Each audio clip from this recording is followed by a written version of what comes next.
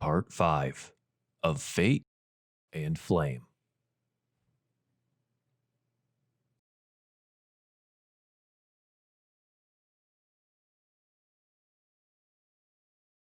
Hello. Lonely Island. Oh, hi. And welcome Oh, to DieFall Alderheart episode 24. We're just talking most of the time, chat, while we're just sitting here. And the intro finished, and they were in the middle of a sentence, so I wasn't gonna just let it sit there. But you can finish your thought if you'd like. Rob, what did you mention? So everyone can listen to it. So I noticed I was complimenting May's shirt that she had on the back of her chair that has all the Animal Crossing cats. Oh. And then simply you were saying that you wanted to do an all squirrel island. Yeah, I've got like 4 squirrels already, so I love it. one day. Long-term goal. Yeah, I mean, I've got the best ones already. Do you have my boy Filbert? I have a card for him. Yeah, I need to recruit him. I love him.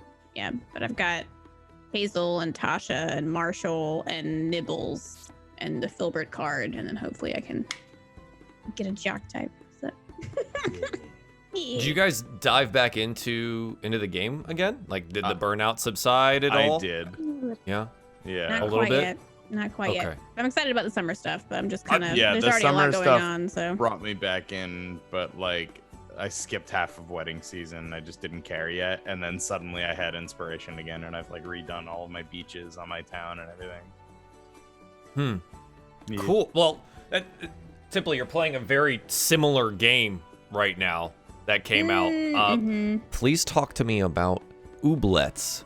Yeah, so Ooblets is a farming and upkeep and slice of life kind of simulator with a relationship manager of folks in town, except it has also a bit of a creature collector / battle element to it, like you would much think of with like Pokemon and Digimon and Temtem, except instead of capturing these poor creatures in the wild, you dance battle them in town, and if you do a good enough job and kick their little plant butts, then they get sad about it, and then you tell them they did a good job, and then they get so excited they poop out a seed, and then you take that seed back and you plant the creature and grow it happily in your garden, and then take him on your dance battles with other plants. So it's pretty great. And when are the developers going to like hire you to sell this game? Because I love that explanation. It's not great. Wrong. It's not wrong. Everybody was like, "Oh, this is like Pokemon." And I was like, "No." I mean, it's a creature collector type game, but you don't fight, and like it's not like Animal Crossing in the fact that everything's super positive. Like the conversations are pretty snarky and funny. Like some of the villagers really don't like each other, and they'll like talk shit about each other and stuff, which is really funny. But when it comes to the actual treatment of what would be animals in the game, it's super sweet and fair. And the dances are so fun. Like I was just jamming out to the music last night and like having a great time playing it. And it's super cute. And you can put fucking like hats and glasses and accessories on your little ooblets. Like, I got a witch hat yesterday and a sailor hat and a parasol they can take around with them. So it's so cute.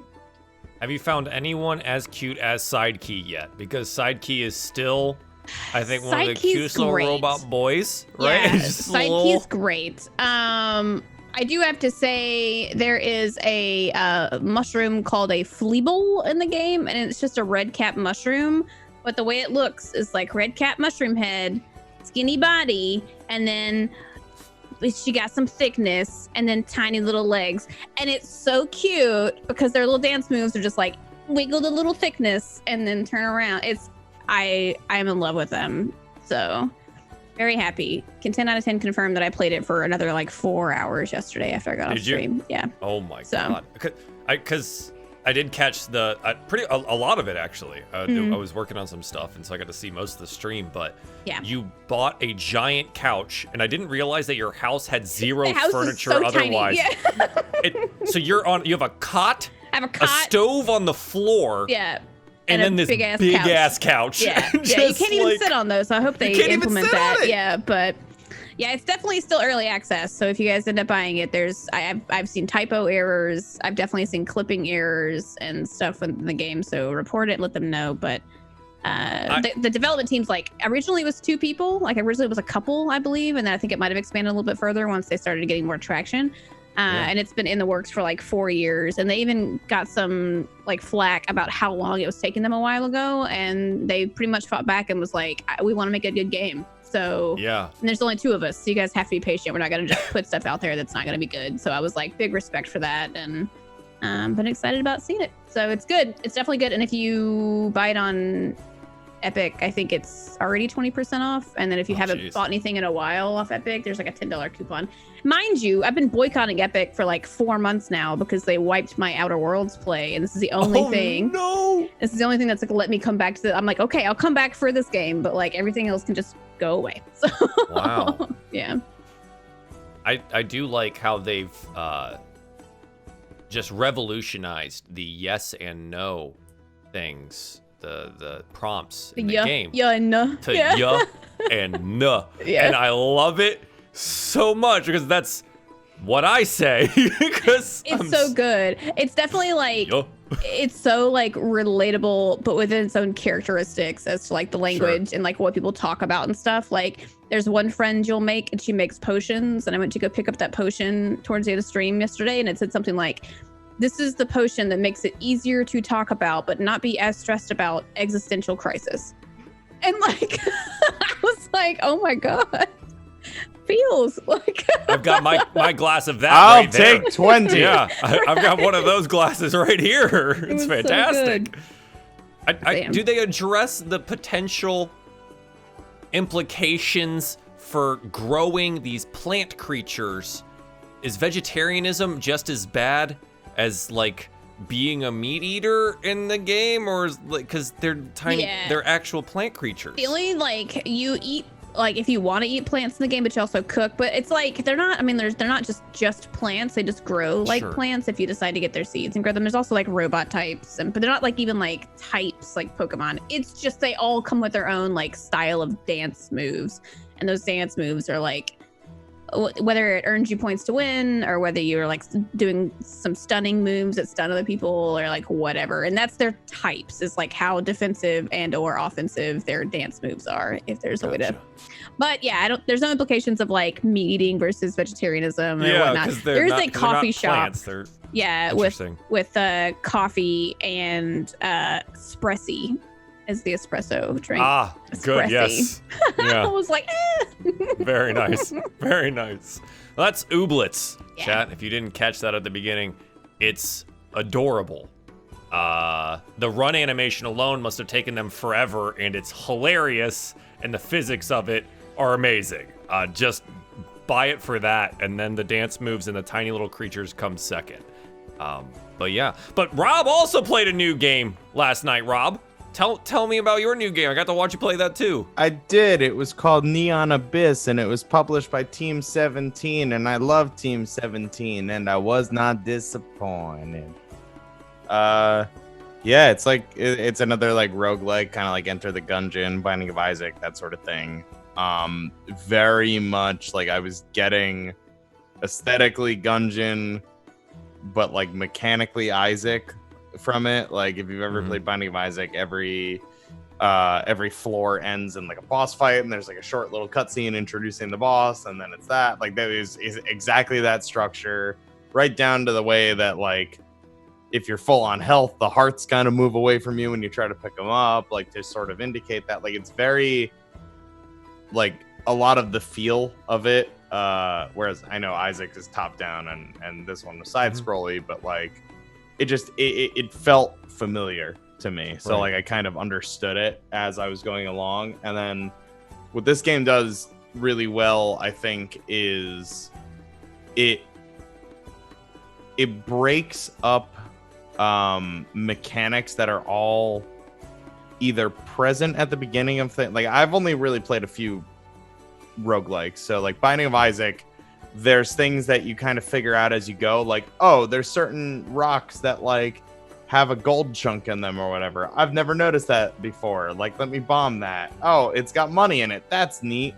And, like, I feel like there's certain things that either they sneakily unlock in Isaac that they don't tell you about that, like, you can then find on levels, whereas in this it's like a progression mechanic. Like, you need to have a certain amount of completed runs to get these crystals to then unlock more stuff in, like, kind of almost a tree. So, like, you unlock that there's now a hidden room in each level. You unlock that there's now these rocks that have gold hidden in them. You unlock things like that. So it kind of teaches you that those are things that you can now look for and are present in the game. But it doesn't feel super handholdy about it. It's just a thing that's there. And it incentivizes it by hiding the unlockable characters behind that tree. So, like, there's a guy that I'm on my way to unlocking, and while I'm doing that, I have to unlock all these like new items I can now pick up in the game. Like, I now have a chance to find an item that makes my bullets explode or whatever. And when you unlock it, they give you a, like, free trial of it. So you start the game or your next run with it, so that you know how it works. So then when you see it in the wild, you decide, I don't really like that, like, whatever. Like, the popcorn was dope until I killed myself with it, and then I didn't want the popcorn anymore. So there's that. Okay. But no, it's been pretty cool. dope. Very cool. Yeah. Nice. Well, I'm glad you liked it. I downloaded the demo and played it, and it was going well, and then I died. Yeah. And the demo doesn't have a respawn, so you just die and have to start over. And I was like, I'm gonna stop. Yeah. But it was good. It's a good little game. It's a good one. Say Say the name one more time for me, Rob. Neon Abyss. It's good. It was good. It's a fun game. And then I just watched Simply Steam Play Demos Blitz 3. because it looks amazing. It's adorable. Yeah, it's dummy adorable. Yeah. May, how have you been? How's your last week? How is the cats? How's Carson? All good. I think Okay. I always have to be like, what did I do over this week? Like, my mind just blanks. It's like, what happened? No, yeah. As far as I can remember, things are fine. But yeah, Carson bought Ooblets as well, and I was watching him play. And yeah, it speaks to me a lot. Like, he went into the store and, like, there was leggings for sale in there called Leggies. Like, fishing rod is sea dangle. A sea dangle. Like, the vocab in the game is just Sea dangle. it's just perfect. And then, like, 10 minutes throughout the game, I was like, there's quality of life things that I wish Animal Crossing had so bad. Like a map where you can see where everyone is. That's good. So you have your own Marauders map. That's that helps. So wait, in Animal Crossing, you just wander around. There's a map. But there's a map. There's a map, but when you're trying to find who's on your island, good luck. It only shows where you are. Good, very good. It reminds. I forgot about cute games. I know Rob's probably playing this tomorrow. But anyone interested in this new Paper Mario? Oh yeah. Yeah. I keep forgetting that it's coming out. I watched the trailer again, and I didn't realize it was so dark. Like, folded up Peach is like, she's mean, man. And I was like, it's like, I'm going to crease fold. yourself will you crease and yourself? join like, me? What is happening? I didn't love it. realize that. So I'm interested. That should be interesting as well. But yeah, other cute things. Are you gonna pick up an Ooblets run, May? You gonna play through? Yeah. Definitely. Yeah, I think so. It does look super duper cute. I wonder how much like actual it's a full release now, right? It's not like early access or anything. It's early access. Oh, it is? Oh, okay. I was Yeah. wondering like how much like of the game is like actually there. If it's like a 20 hours of early access game or like 60 hours of early access game? Or... It's a lot of hours depending on what. Yeah, because there's friendship management. You can run around and do relationship management. Friends. You can just collect ooblets that you find. There's also rare types of ooblets like shinies or whatever. Yeah, there's a lot of 3 towns content to visit and stuff. So there's a lot already. It's You just just can't early explore access. for us. But like, Gotcha. yeah, I remember seeing this at E3. What, 3-4 years ago? And I've been excited for it like ever since. Yeah. I'd forgotten about it. Rob, we probably watched it on E3 one time and I'd totally forgotten. But Malabeth, Ooblets? Yeah. yeah, take us away from ooblets or we're going to talk about it for the rest of the day. So, you've been so Assassin's Creed Odyssey, all I saw was your title that said we're staring at muscles all day or something like that, or like muscly butts. Yep. Yes? Okay. I mean, how much of Assassin's Creed Odyssey have you played? Just that. Just that? Like okay. 3 I didn't know if it hours. was new. Okay. No, that was. Well, it's the newest one. They're coming out with another. I meant new playthrough Oh, for you. yes. Yes. So, have you liked it? Is it good? I'm terrible at the combat now. I feel like it Okay. used to be you could just run around and hit the Y button and you were like a super cool assassin. Right. And you kill people instantly. Yeah. It was great.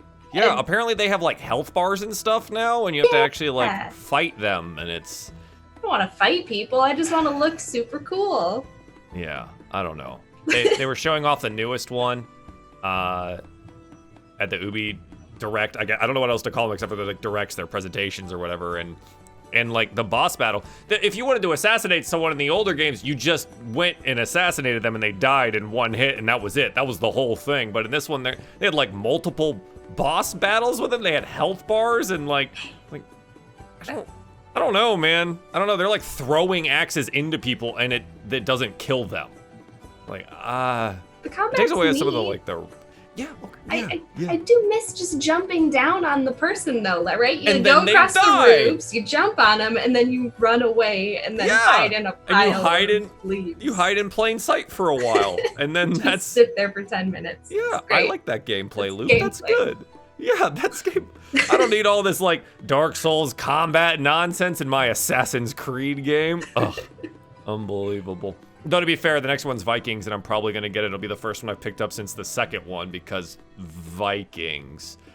And the gameplay portion that they did play, it looked like The Witcher, but Vikings. And I was like, okay, well, I guess I'll play this then. It looks good. It looks good.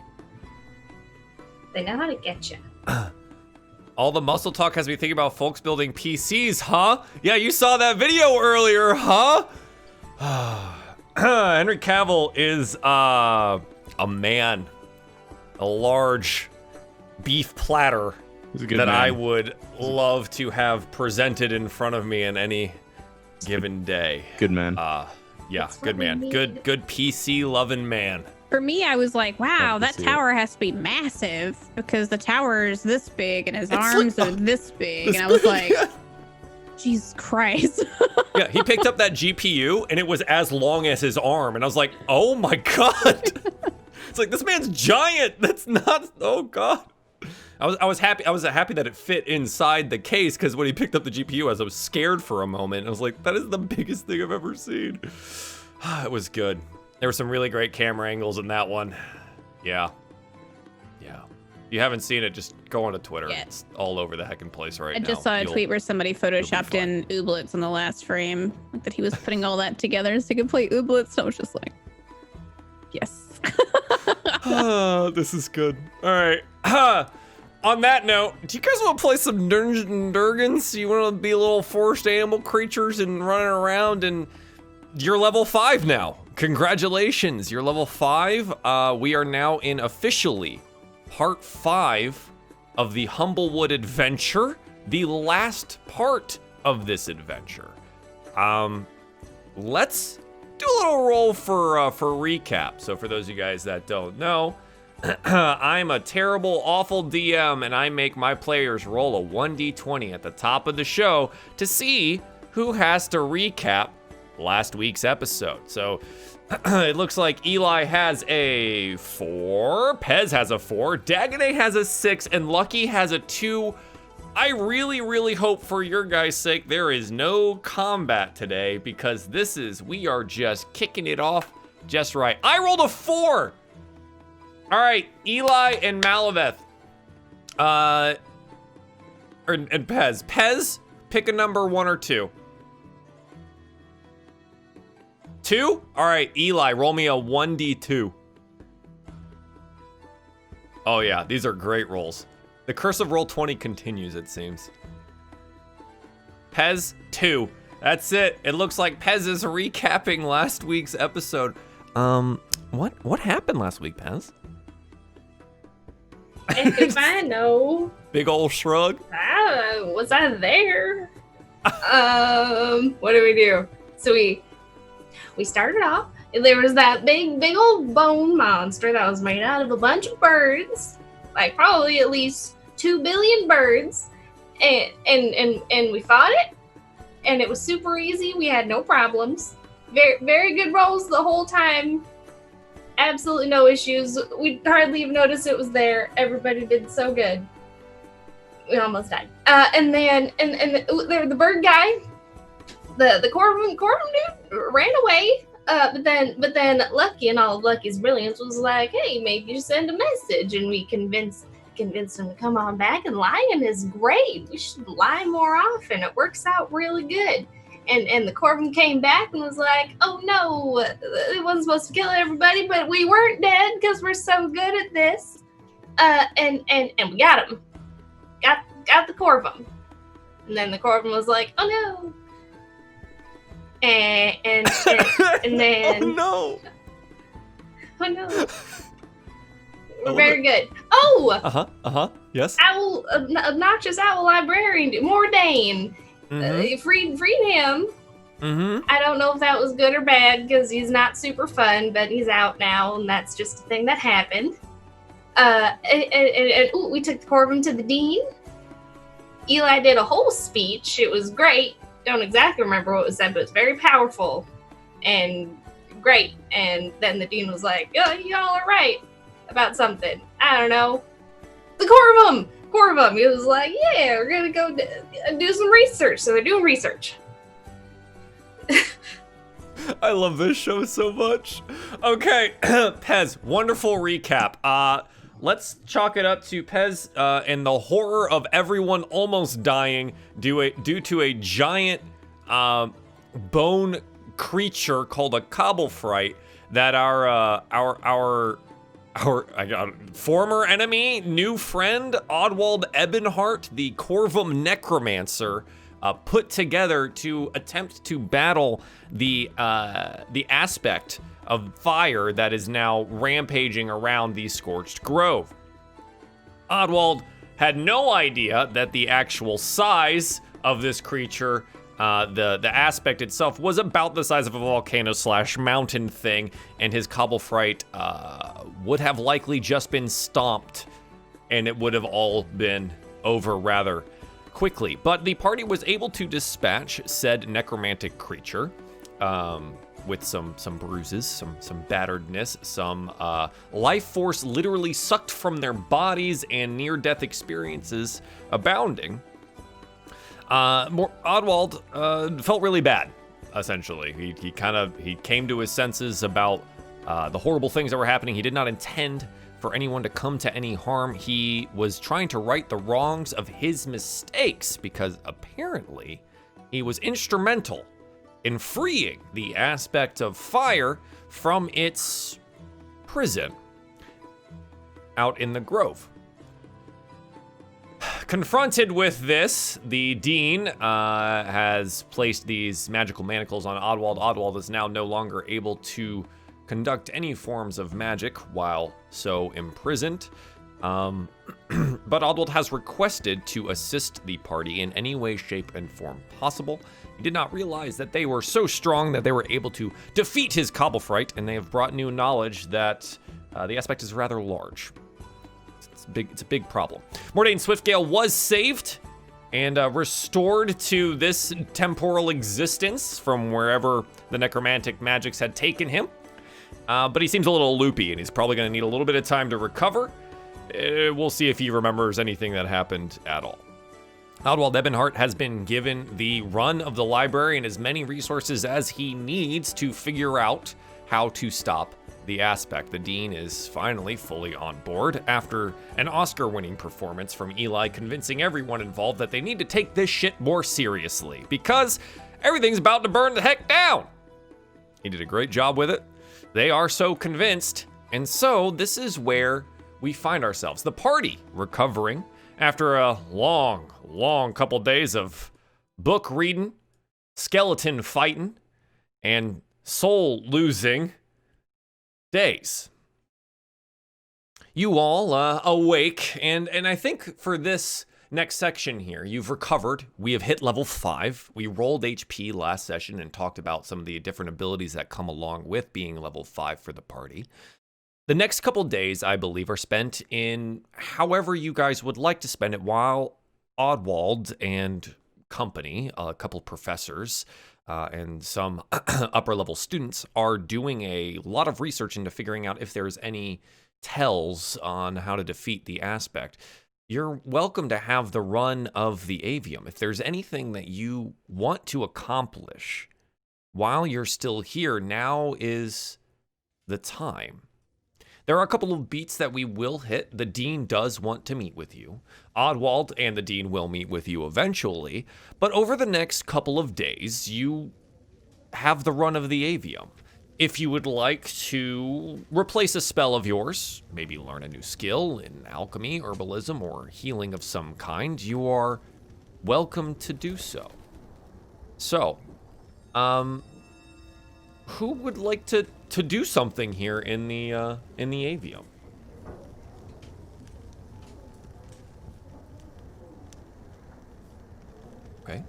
Okay. This is good. I think everyone's over the avium then? Is that what this? Okay.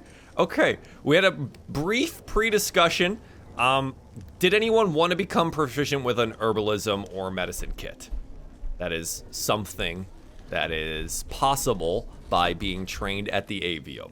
I feel like, personally as a player, I'd be like, let's take on as many things as we can. But as a character, I would like to argue that Lucky would probably be trying to talk to the school about introducing a combat type of course. And like trying to potentially be like, hey, I know somebody you could sign up to be an instructor around here. You know, if you ever need combat instructor, you know, they did. I mean, we saw how Kevin, you know, performed in that, you know, in the library, and you know, there's definitely some future heroes of Alderheart within these walls, and but we got to make sure they're prepared to fight, you know, whatever comes their way, you know. It's just try to like defend the fact that there needs to be like a, not just like book learning, but a combat level of learning within these walls. So. Okay, so you want to take this to the dean, and say that this is something that you want to do. Now, do you intend to mean like magical combat or physical? I feel like once away from potty, I feel like he's like definitely encouraging a mix of training with weapons and training with magic. I feel like he's very much like, I mean, you can't always depend on, you know, your magic. I've seen it fail, folks, and you gotta make sure you got a good training in a crossbow or a longbow or a dagger, and it's like listing off all the, you know, a rapier or a, you know, mace, or you know, just to kind of be like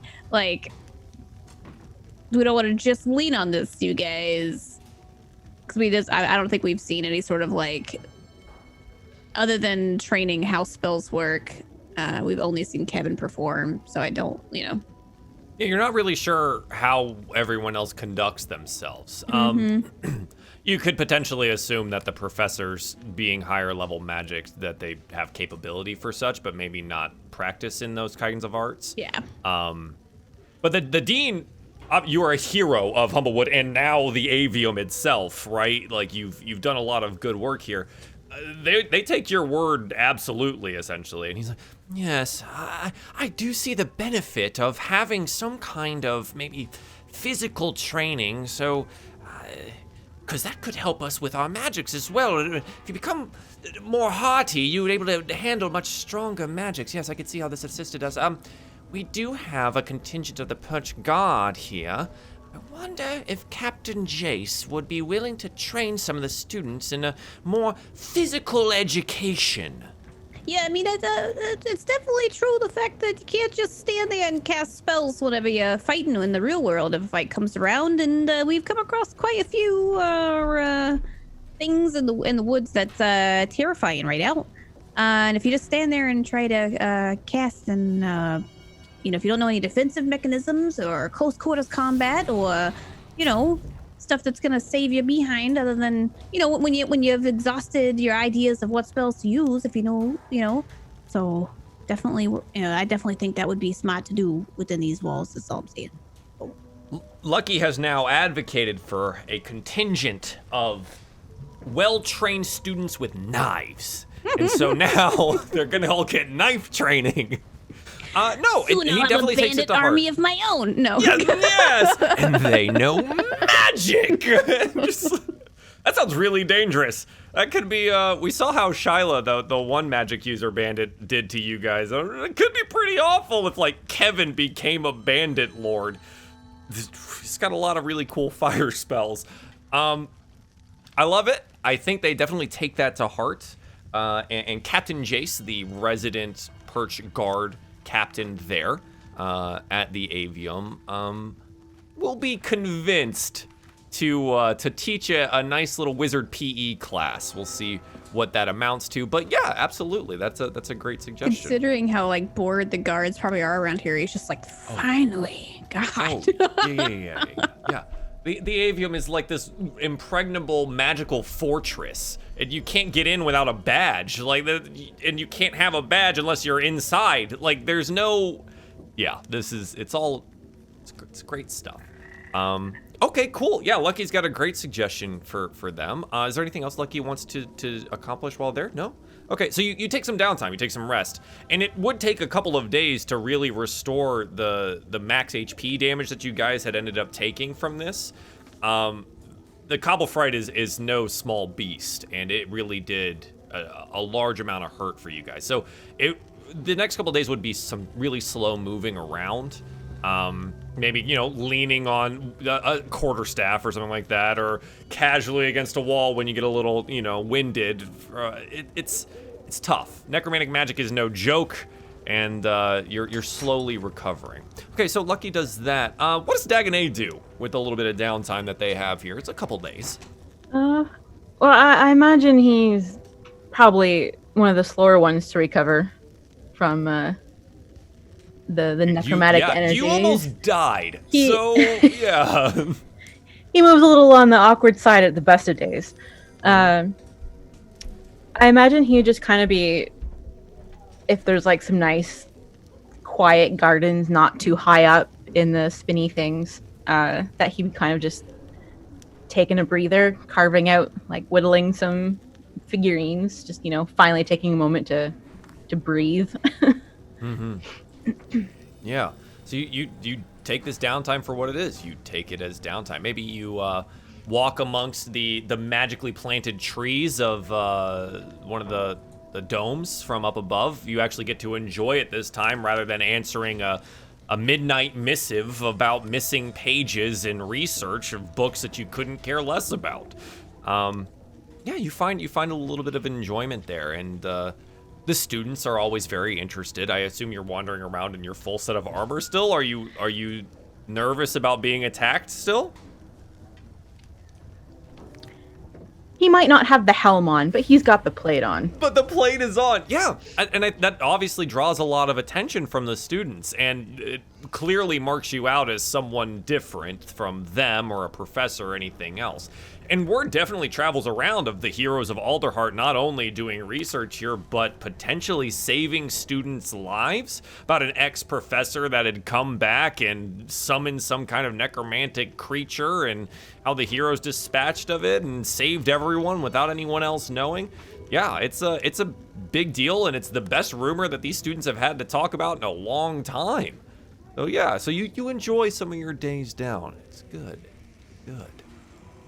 Eli, what do you do with some of your downtime here? You got 2 days. What are you looking to do? I think Eli, if it's all right, would probably want to take a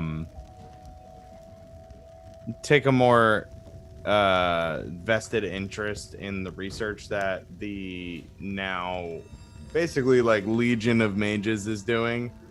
I think he wants to help where he can, and I think he wants to equal parts keep an eye on Oddwald and sort of be privy to I guess privy to the plan.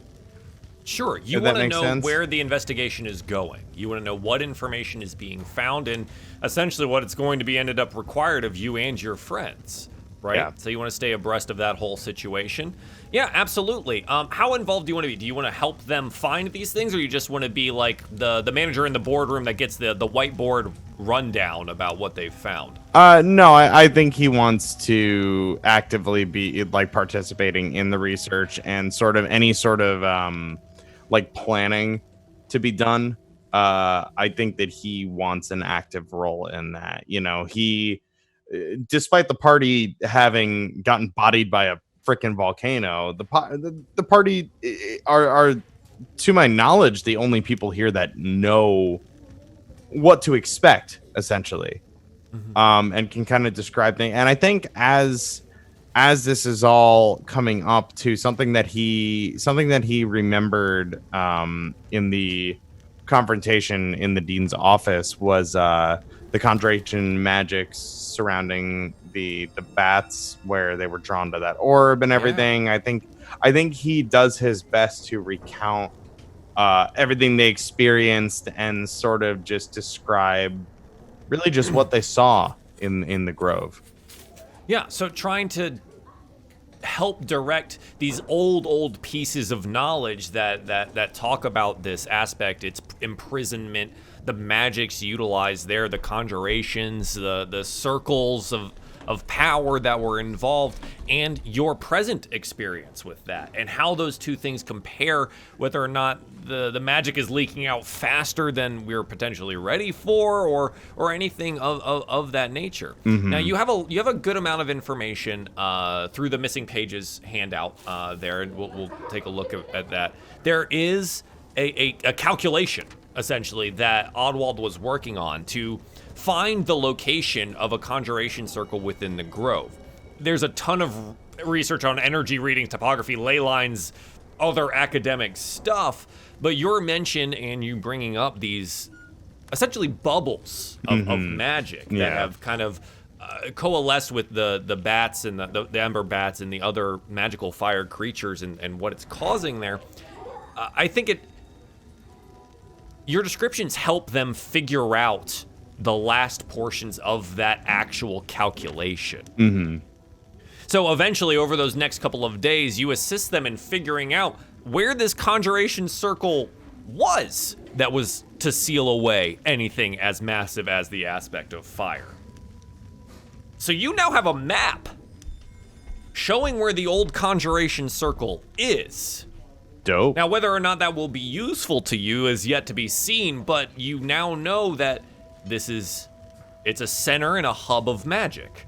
Large magic has been used here before. Who's to say it can't be done again?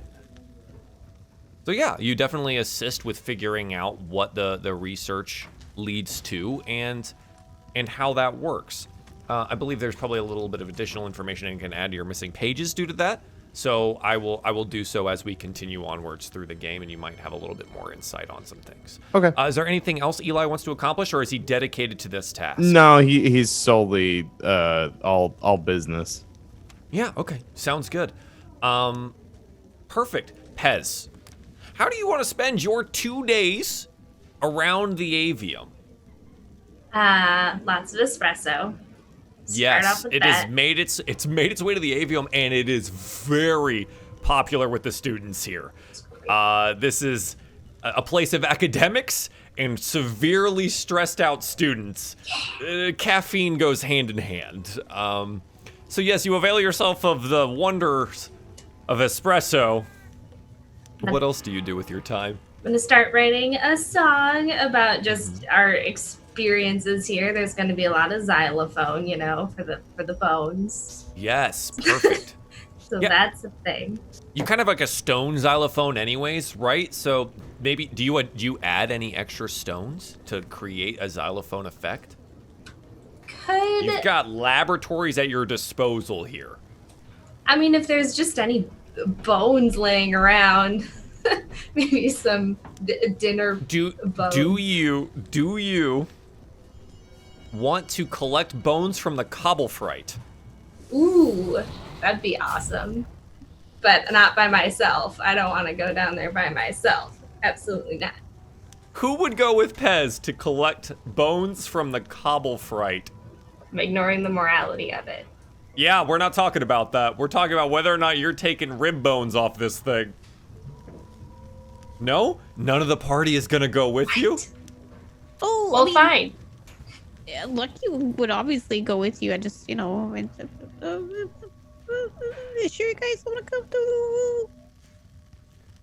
You got 2 swords. We're very brave. As long as there's nothing down there that's gonna bring it back again, I think we'll be fine, alright? Pretty sure we killed it like super dead. It was already mostly dead. Now it's like extra dead. That's true. Right, I'll go with you. Just let me touch it. I touched the bones the last time, and like bring some napkins or something. It'll make you feel too good when you touch them.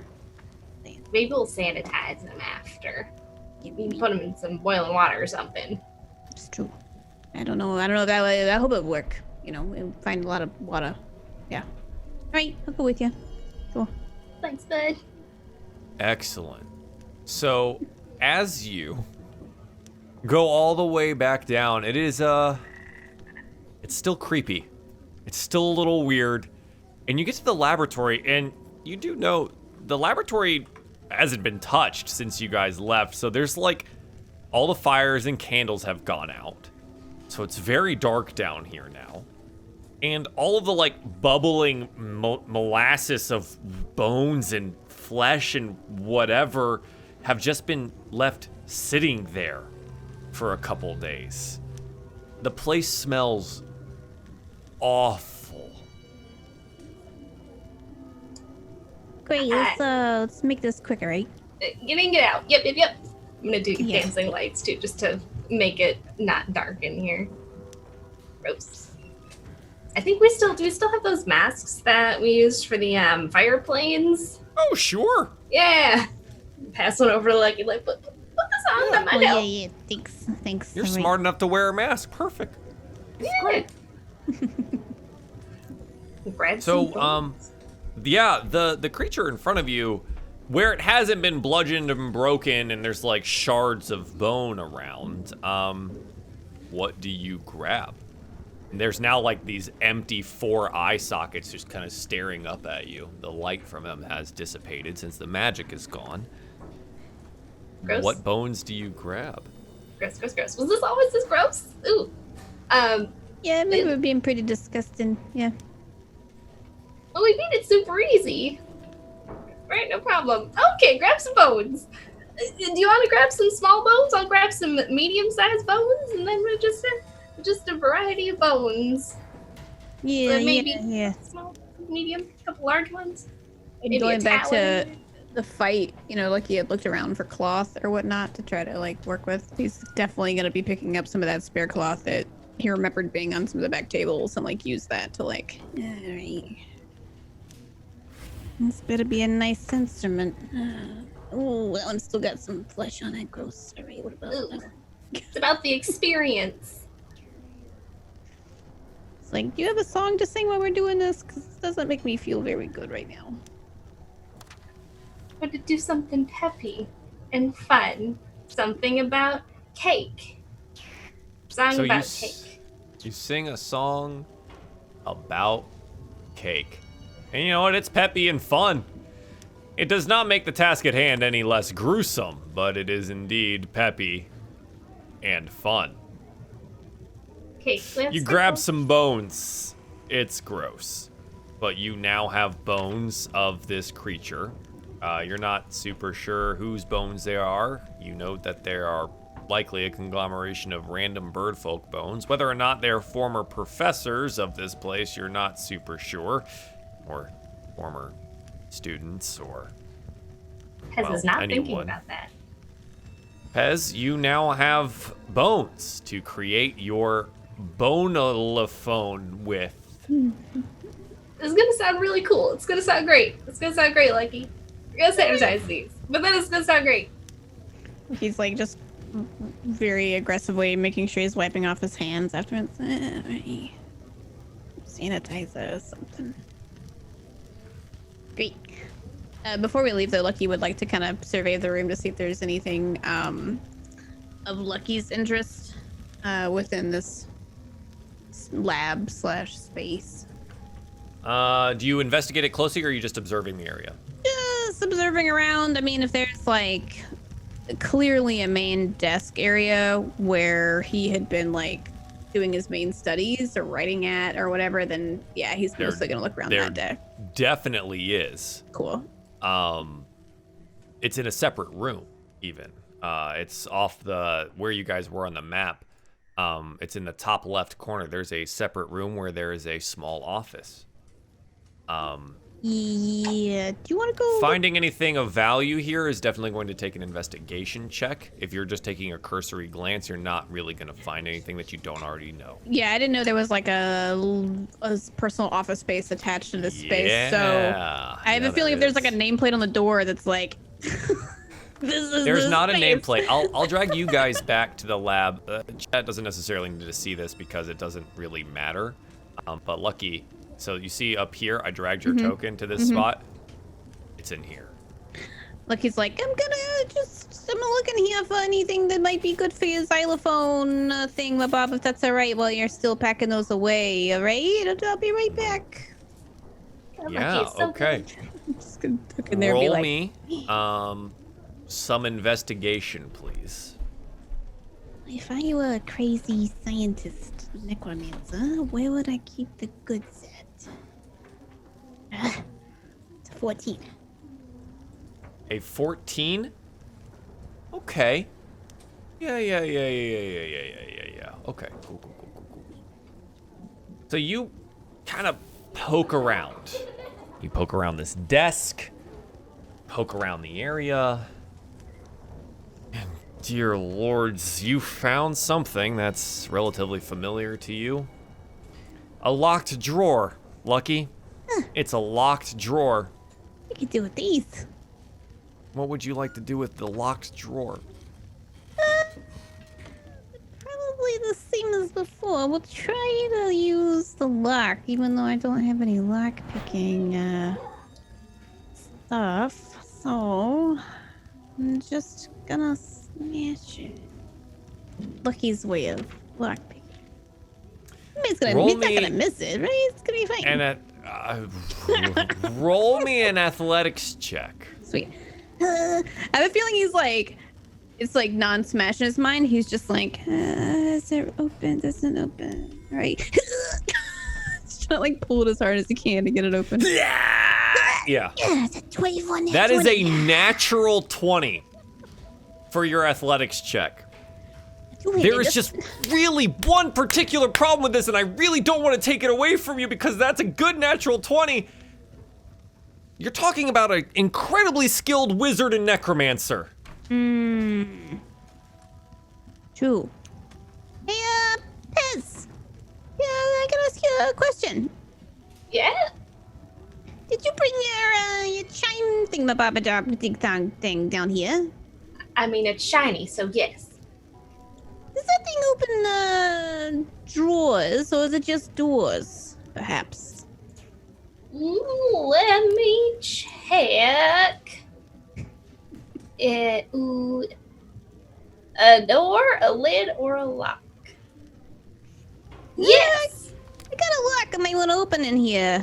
If you're willing to use it, if you don't mind. I mean, I don't see why not. It's not like it could be useful in any sort of other situation at any point at all. I mean, realistically, this guy could be keeping some really dirty secrets in this. Come on, it's over here. Come here. I'll show you this drawer. I got curious. Why would somebody lock a drawer? You know, just to keep the deep and dark, dirty secrets. And clearly, he's got some dark, dirty ones. So, I mean, why not? You know. Maybe he's got a crush on Glinda too. Well, that's not the dirty I was talking about. But you know, if that works out too, you can write a song about that. But yeah. Do you wanna help me open this? Yeah. If this look, Yeah, I'll make you a promise. If there's any of that kind of, you know, juicy, dirty stuff, I'll let you have it. You can have it. I don't want it, but you know. I mean, it will be our juicy secret. Oh, hey, yeah. All right. It's that one over there, right over there. That drawer. I'm gonna go over and I'm gonna do the opening thing. How does it work? You just chime it, right? Just bring. Yeah. The description on that, though. Read that one more time for me. Hollow metal tube measures about 1 long foot, weighs a pound. Strike it as an action, pointing at an object within 120 feet that can be opened, such as a door, a lid, or a lock. The chime does a clear tone, blah, blah, blah. It doesn't mention anything about magical locks, though, does it? Yeah, but No. i.e., like Just he's not gonna know locks. it's magic. He's just like, Yep, oh, it's yep. super locked. It's like Yep. It is An old super. lock. It's super locked. weird. That's fine. So you hear the ding of your chime, and of the door lock on the drawer. All right. Lucky's gonna try to open it. Ugh. Lucky, you pull open this drawer, and immediately a thunderous cacophony of sound explodes outwards from it. It has been magically trapped. Please roll me a Constitution saving throw. Perfect. Good thing I have a -1 in this. Ah! 18. An 18. Oh my god. Actually, Pez, if you did the chiming, if you're within 15 feet, I need you to roll yeah. it as well. A con save. Yes.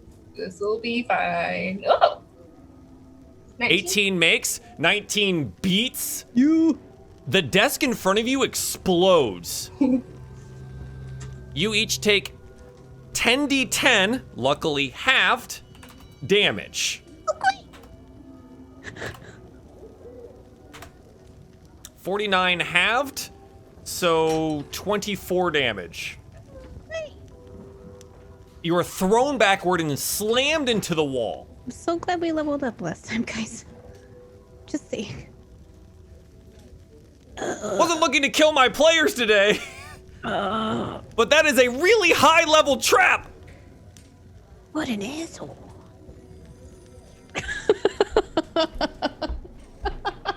Ow. Well, the drawer's open. The entire desk is open. Also, your ears are ringing. Both of you, I need you to roll me a 1d4, please.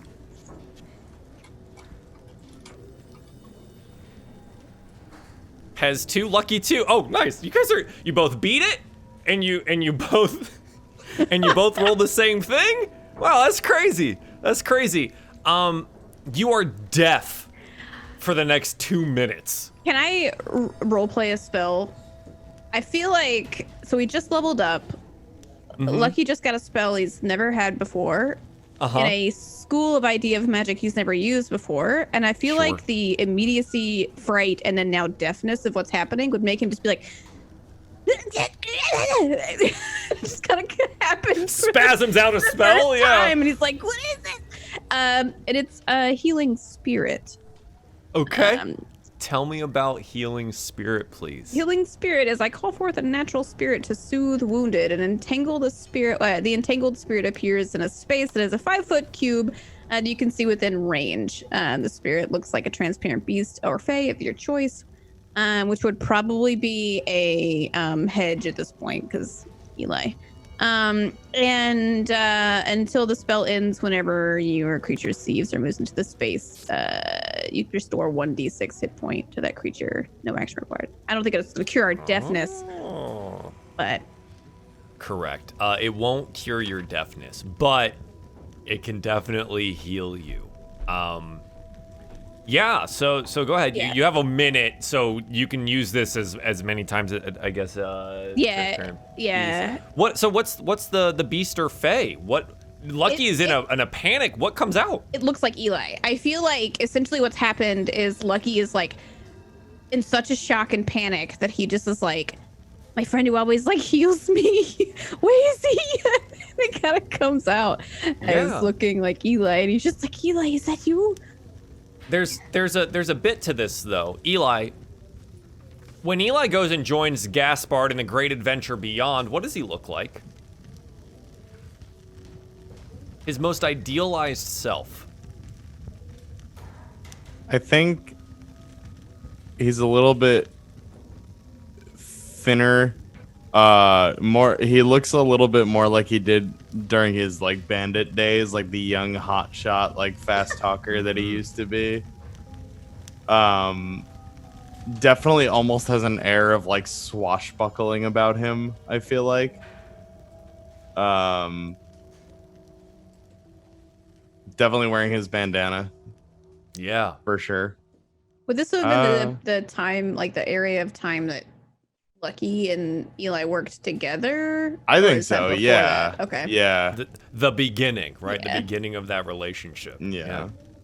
And so you see that spectral form, and it's glowing, and luckily for you, it seems to have some kind of sentience about it, and it bathes you in this healing light, noting that mistakes had been made, and like Eli would come to save you when mistakes had been made, so does this spirit. That was such a hard hit with us being thrown against the back wall. Borderline probably concussionist hit that I feel like Lucky would just be like, Eyes are swimming right now. like, Pez, did Eli follow us down here? Why was Eli trapped in the desk? Were you trapped in the desk, Eli? Probably this thing is not responding at all, but still like, what He's is disappointed. Although we can't hear each other, so I'm You just can't trying- hear anything. Yeah, you just hear a just for the next 2 minutes. I'm gonna roll my feeble little 1d6 and be happy about it. Yeah. You can cause a spirit to restore 1d6 hit points to a creature. No action required. That's actually super dope. Spirit can't heal constructs or undead. Spirit can heal a number of times you have 1 plus your spell casting ability modifier, which is wisdom for you. Is that correct, Lucky? How many times total can it heal then? You can heal, I think it's 2. Okay, it says minimum twice. Yeah. So you're at that one? Okay, Yeah. cool. Excellent. So you roll your 1d6. That is a 6. All right, great. You're not doing very much for me. That's great. Oh, thanks, Eli. Oh, thanks, Eli. That's great. Not enough, buddy, but it's great. You look at like Pez, like, oh, okay, just out of it. Like, wow. Yeah. All right. My musical career is over. Somewhere Eli sneezes. Wherever he is, he just sneezes. Lucky looks at Pez. What did you say? What? What did you? She's just crying. My music. I can't hear. Oh yeah, you kind of just see like 3 Pezes laying against the wall, ears bleeding, crying. He's gonna remember to try to hug the one of them. Roll me a d3. It's just for flavor. Roll me a d3. You picked the one on the right. Thank God it's the right one. You're gonna be all right. You're gonna be all right. I'm sorry. I didn't know that guy had any experience in explosives. God. All right. Let's get you up. He's gonna like try to like pick Pez, like help lift Pez up to her feet. Yeah. You're both hurting a lot. So, I mean, yeah, you get up. The contents of the desk are strewn everywhere. You both are concussed. Really, you are. Like, that's a thing. Your eyes are swimming, the ears are ringing, and for the next 2 minutes, you just kind of hear that tinny The spirit eventually, after a minute passes, dissipates in front of you. What do you guys want to do? Eli, come back. Eli. He's gonna like motion at Pez, like I'm gonna look for something, and then we gotta go. Yeah. Eyes. You have 2 of them. True. I have 2, I think. Just gonna check my eyes. Uh-huh. You got 2. Good. Great.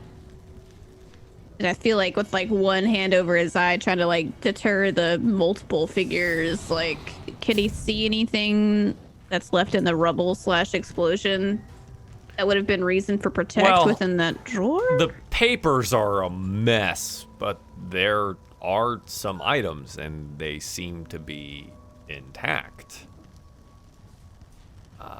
There is a small bag on the ground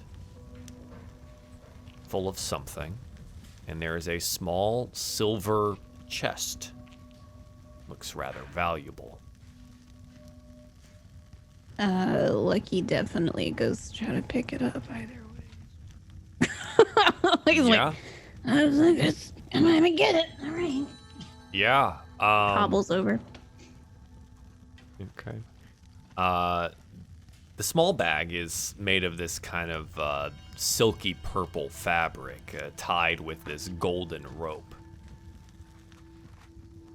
He's just gonna pick it up. Look at Pez. Want this? Is it secrets? I'm gonna go the hand and take I imagine like Pez is like, is it secrets? Just because you can't hear anything right now, so you're just yelling. my hand out. Give me the. Yeah, I mean. Okay. Do you give her the bag, or do you empty the bag out? I'll just handed Pez the bag. All right, Pez. It feels a little weighty. There's some roundish objects inside you can feel with your bird claws. I should probably have caution, but her brain hurts and she's just gonna open it. What's in the bag? It seems that whatever wizard conjured and created this trap figured that whoever opened this would be dead already, so they wouldn't be able to open the contents inside. What you find inside is... looks to be rather valuable, well-cut gems. And amongst them, a ring. Does it fit? You put it on? Is it pretty? It seems rather simple, but it has this intricate silver ram's head on it. It's pretty cute. Let's see if it fits. It's a little large for your delicate, nimble claws. But you get the feeling that if you spend some time with it, it'll probably fit. Neat. Look, he's just like watching her try it on, like. Does it match? I don't know if it goes with the rest of my outfit, but we can work on that. Silver goes with everything. Looks great. Looks great. Polish He's it up trying a to read bit. your lips at this point, and he's like, "Why is she asking me about a match? Already a fire." Yeah. And he's gonna grab the silver box essentially, and The just try box to- itself, your discerning bandit eye will tell you, is worth quite a lot. Probably as much as one of the silver chests that comes out of Pez's robes. Sweet. But it's also clasped shut. Just gonna pocket it for now. I don't wanna. Should go. I don't wanna. It's like this big. Yeah. It's a rough pocketing situation. You can probably bag it. Oh yeah, but- I imagine like just like shoving it under cloak or under. I mean, it's probably literally like. Let me just go. Yeah, just to leave. Just trying to get like somebody's Just totally done. Somebody's probably coming at the sound of the explosion, and he's just like, okay, all right. Yeah, exactly. Okay. Ready to go. Ready to go. Yep. Okay. Yep. Get out. Yep. All right. And he's like, I think trying to do that mutual stand up, lean up, hobble out kind of thing. I think I'll try and like lean on Lucky, but also try and help Lucky at the same time. Kind of stumble out in a pile. Yeah, you lean upon each other, supporting each other as you have been for the last couple, well, I guess it's the last month or two now that you guys have been together. You exit, bones and treasures in hand. Or claw, I suppose. Yeah. Dagonite's gonna be so disappointed. We don't have to tell him. We'll just take a nap. Just nap it off. Like he's just like trying to hear what you're saying. Like, what? I go. I hope She this just isn't keeps forever. talking. Yeah. Make our way. I imagine if out of character, Valley will agree, we would probably make our way to the infirmary if we can, because I don't have anything that's gonna help this situation out. Very hurt. Yeah. Very hurt. He's gonna try to like I love on the Lucky, way be like, but holy crap, did that worry me. I was like, this guy, he's like a 10th level wizard. Like, this is oh god. I have like 0 to no experience in magic other than the few whimsical spells that I have. So like, so worried. smashing Lucky the goes desk to loot worked something before. and then dies. And I'm like, that's how that would end. That's how that would end. I mean, He died as he lived, looting. exactly. Looting. Yep. Exactly. You go to the infirmary, and they attend to your ear bleeding situation and the discombobulation of your brains. Pez, your music days are not over. Luckily, the avium is very skilled in magical healing and restoration of such things. You will be fine. Lucky, you as well will be fine, though maybe hopefully a little bit more cautious when it comes to magical drawers and locks and Now things. he We'll knows. find out. Yeah, we will find out. But you are both fine, and the infirmary attendants there forcibly keep you there in the infirmary for the rest of the day for observation. Because concussions are a serious thing, chat. Keep that in mind. Keep that in mind. If your brain ever gets and feels a little bit hurt, take it seriously. Well, that concludes, I suppose, part of the avium. After the party recovers, Pez, you do note that your time spent in the infirmary is, well, it's rather helpful to you.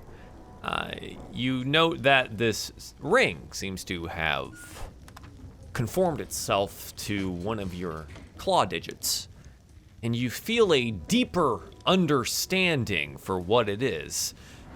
I believe the Ram's Head probably gave it away, but it is a Ring of the Ram that is now in your possession. A Ring of the Ram has 3 charges, regains 1d3 expenditures daily at dawn. While wearing it, you use an action to expend 1 to 3 to attack a creature within 60 feet. A spectral ram's head makes an attack roll.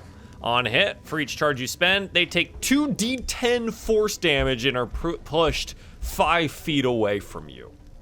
Alternatively, you can expend the charges to break an object. It makes a strength check for each charge you spend. Yeah, it's a big old ring of punch things far away and do lots of damage. This is very aggressive. Yeah, it is. So there better be something valuable in there if you're gonna die for it. So yeah, go ahead and make a marker of Ring of the Ram in your journal there, and I will go ahead and get you a handout for this. So that's this. This is Ring of the Ram, and it is now in Alaveth's journal. Save changes. There you go. You now have Ring of the Ram. Keep that in your pocket / on your hand, and when you need it, use it. Okay, cool. Lucky, do you open the box at any point in time in the infirmary, or are you leaving that alone? No, I feel like at some point in the middle of the night, like he's got that wake up hey, what's in the box? Oh, should I try open it? I mean, I'm gonna try open it. I mean, what gonna happen now? I'm in the infirmary. It'll be fine, Just gonna try to open it. Yeah. In a very Harry Potter fashion, there is a long, delicate wand on a bed of that same very purple, soft fabric that the bag was made out of that lies there.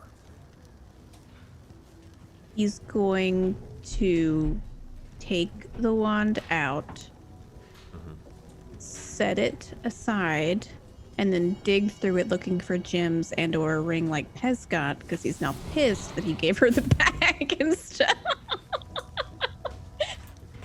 What am I gonna do with a stick? Okay, roll me an investigation to see if you find any secret compartments within this box. Investigation, yeah? Okay. Yeah. It's a 9. A 9. It's kind of hard to see in the Turns middle of the out, night. this is it. All right. Yeah, maybe. This. He's he's literally just I don't know. You'll have to riddle me this, robot man. How prevalent is magic casting with wands a weapon choice within our everyday world as far as bandits and where we come from? As far as Lucky's everyday world? Yeah.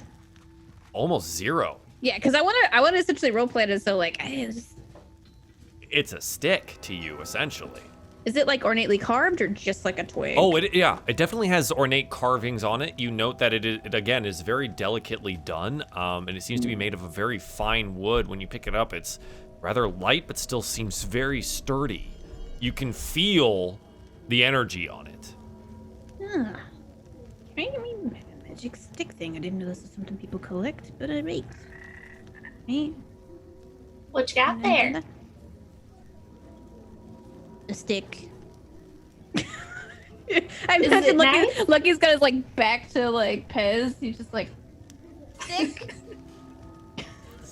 You got a stick? So it's pretty nice. So he holds it up. He's it looks it's like this. Got some stuff on it. Yeah. Yeah. I mean, somebody spent some time carving this, so it probably feels a little like it's got some spice on it, but spice, i.e., magic, but it's just called spice. Do you want me to see what kind of magic is on it? I can check it out for you.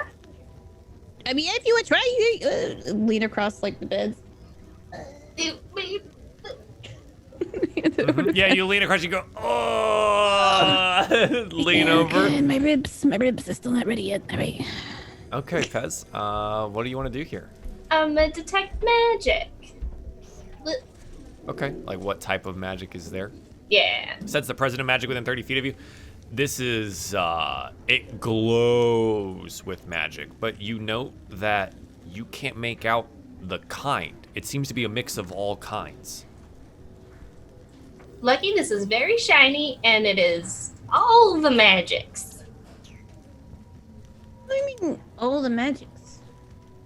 All of them. Real colorful. All the bright. It's nice, I think. I don't know. If you had to equivalate this level of magics you mentioned in a gem coin format, how much magics do you think? Would I have any idea? How familiar are you with magic and magical items? I can do some magic. You can do some magic. You were never trained officially in magic, were you? You kind of just found it on your own? Yeah. I think your familiarity with generally magic objects, you don't even know the worth of the ring of the ram on your finger right now. It's got a face on it. It's got a face on it, it's pretty, and you feel that it has lots of power in it, and you know how to use it, but that doesn't equivocate to money for you. You have no balance for that. You didn't spend time in the avium learning all about these things, right? This seems incredibly powerful, but as a money thing, how much does Pez understand money? She's always had it. You've always had money. You just give it away. It's worth some gold, as far as you know. Some numbers, but probably large numbers, big shiny stuff. But also, this thing is real power. Maybe we should just like try it out on something. You wanna like point it at a tree and see what happens? Not if it's gonna explode like that dust did. Hey, how about, hear me out, all right? We're friends, right? I'll give you a friend discount. We're friends. But how about let's trade for some of the gems you got. And then you can do whatever you want to do with it, and you don't have to have my approval for it. How about that?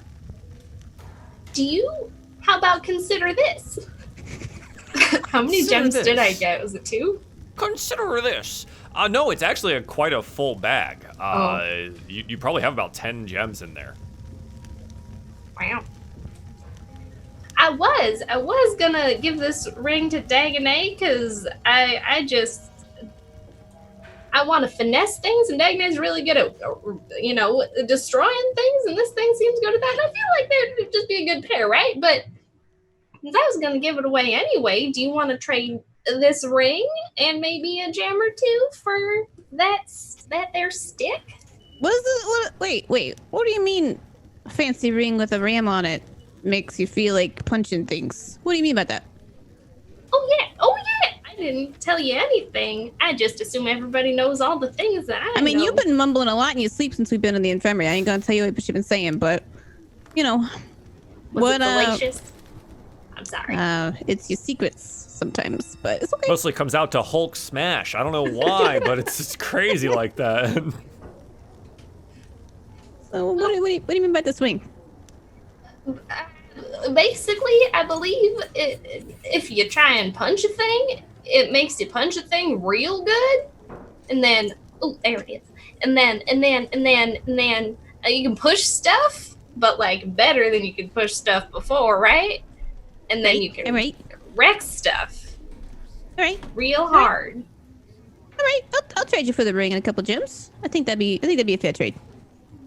Yeah. I mean, Lord knows I tried to smash that candle into that bird thing last time and Bailey didn't even flinch. Maybe if I had a ram smash into the bird thing with the candle, it might have done some damage. That candle wouldn't know what hit it. I'm sure they can't. Yeah. I'm just gonna hand the stuff over. Okay. Is the box included? Can Nope. Deal's already done. Oh. I mean, I guess I could just put it in one of my very many pockets. You do have a lot of pockets, but that was cold. We're friends. Deal's already done. Deal's done. So you gave away the ring of the ram, is that correct? Yeah. Okay. So sorry, Pez. No, Miss Shrimpley, you now have the ring of the ram in your possession, in your journal there. Sweet. Thanks. Deal's done. I'm keeping the box. It's worth 300 gold. I'm keeping this. What's on your jacket? Get out of here. No. The box is made for the stick, but I guess. I'm sure Pez follow. I'm sure Lucky follows up with something like, "Hey, you got delicate hands. You'll be fine. You just hang on to that. You got it." I'm gonna keep the box for the gems. That's what I'm gonna do. That's safekeeping. All right. We'll find you a nice stick outside to put in that box. Oh, right. Oh, maybe it sticks like the kids had back at the former bandit outposts. You know, I wonder if they're furthering their music career. And this is 100% strategy to try to like get you to not think about the box anymore. It works. She's very distracted. She thinks that the kids are all probably grown up now. You know, maybe they're off. Maybe they went off to college. Yeah, maybe they're writing songs about you. You know. Oh, I'm sure they have great careers. Maybe you'll get some referral letters for school or something later, you know. I hope not. That sounds awful. Alright, well, enjoy your stick there. It's pretty nice, you know.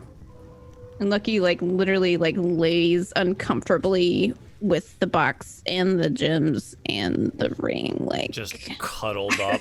okay. Do you put the ring on? I imagine so, but even I mean I don't know Jerbean versus now. Oh my god, I just forgot Pez's Luma. I was gonna say Pidge. I don't know why. Close enough. Honestly, she's a shiny Pidge. She's a shiny Pidgey. That's like the whole. Yay, brain. So yeah, I love it. he's like, it's kind of tight. I got big knuckles. All right. Yeah. Yeah, you're very small, but like Pez's delicate claws. I mean, it's actually a tough fit for you. Oh, but for that face, Melly, I mean, I have big knuckles. I'm not saying you have big Oh. knuckles. I heard nipples. No!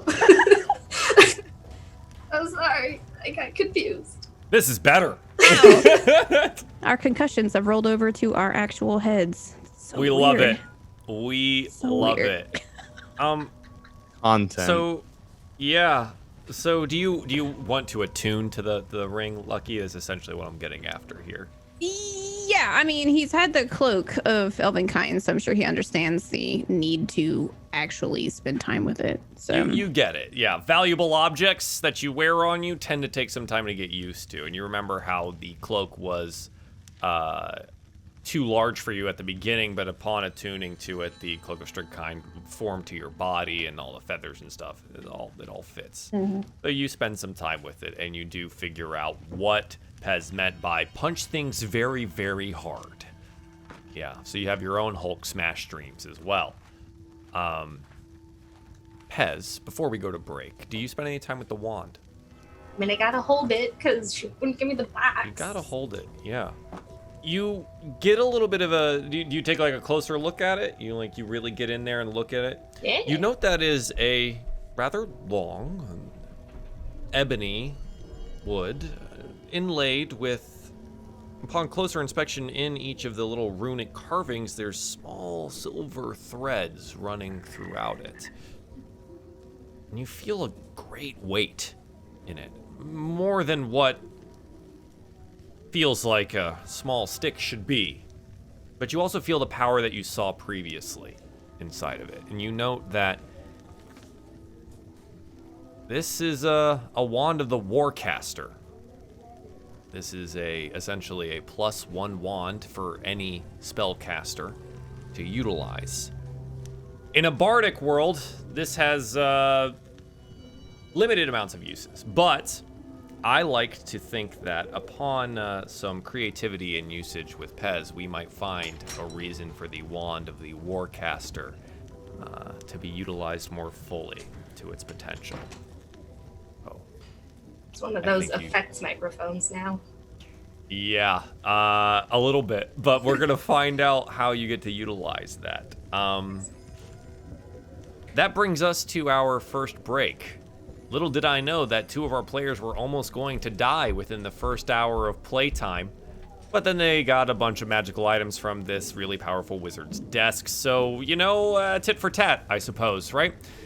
Thanks for joining us on DieFall Alderheart episode 24, part 1. We will be back after about 3 to 5 minutes. Grab yourselves a snack, a drink, and or otherwise. I'll do some announcements over the break, and we'll be right back. Hey guys, once again, thank you for tuning into DieFall Alderheart episode 24. We are now in part 5, the final part of the Alderheart adventure. Our heroes are now level 5, and they are growing more powerful by the minute, though near-death experiences do abound.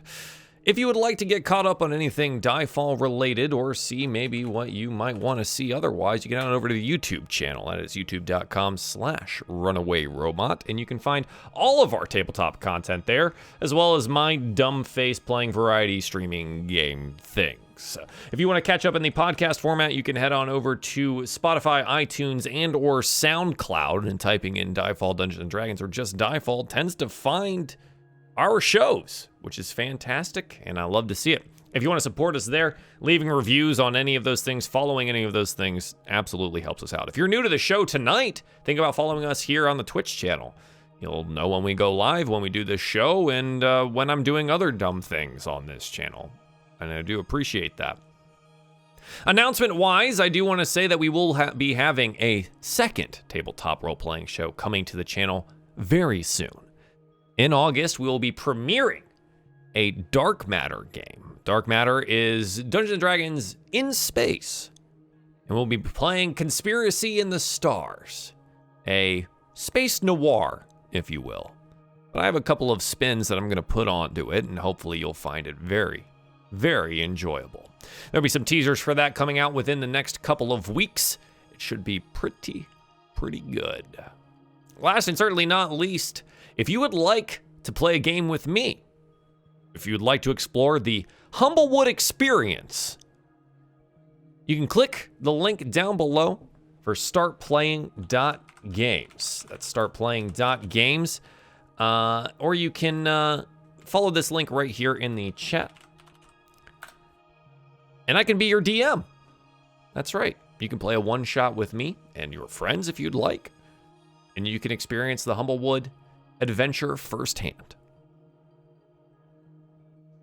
I think that's about it for the announcements. Zombie Fighter, thank you for the 12 months. Subscribe to the Tier 1. Your golden bot is given to you. Congratulations on becoming shiny and gold. Thank you, thank you. Cat Craig, thanks for the follow. Dark Juicebox, thank you for gifting a sub to Simply Jackson. LB, 100 bits, thank you. Shadow Storm, 5 bits from a while back. Thanks, guys, for being here. We will be right back.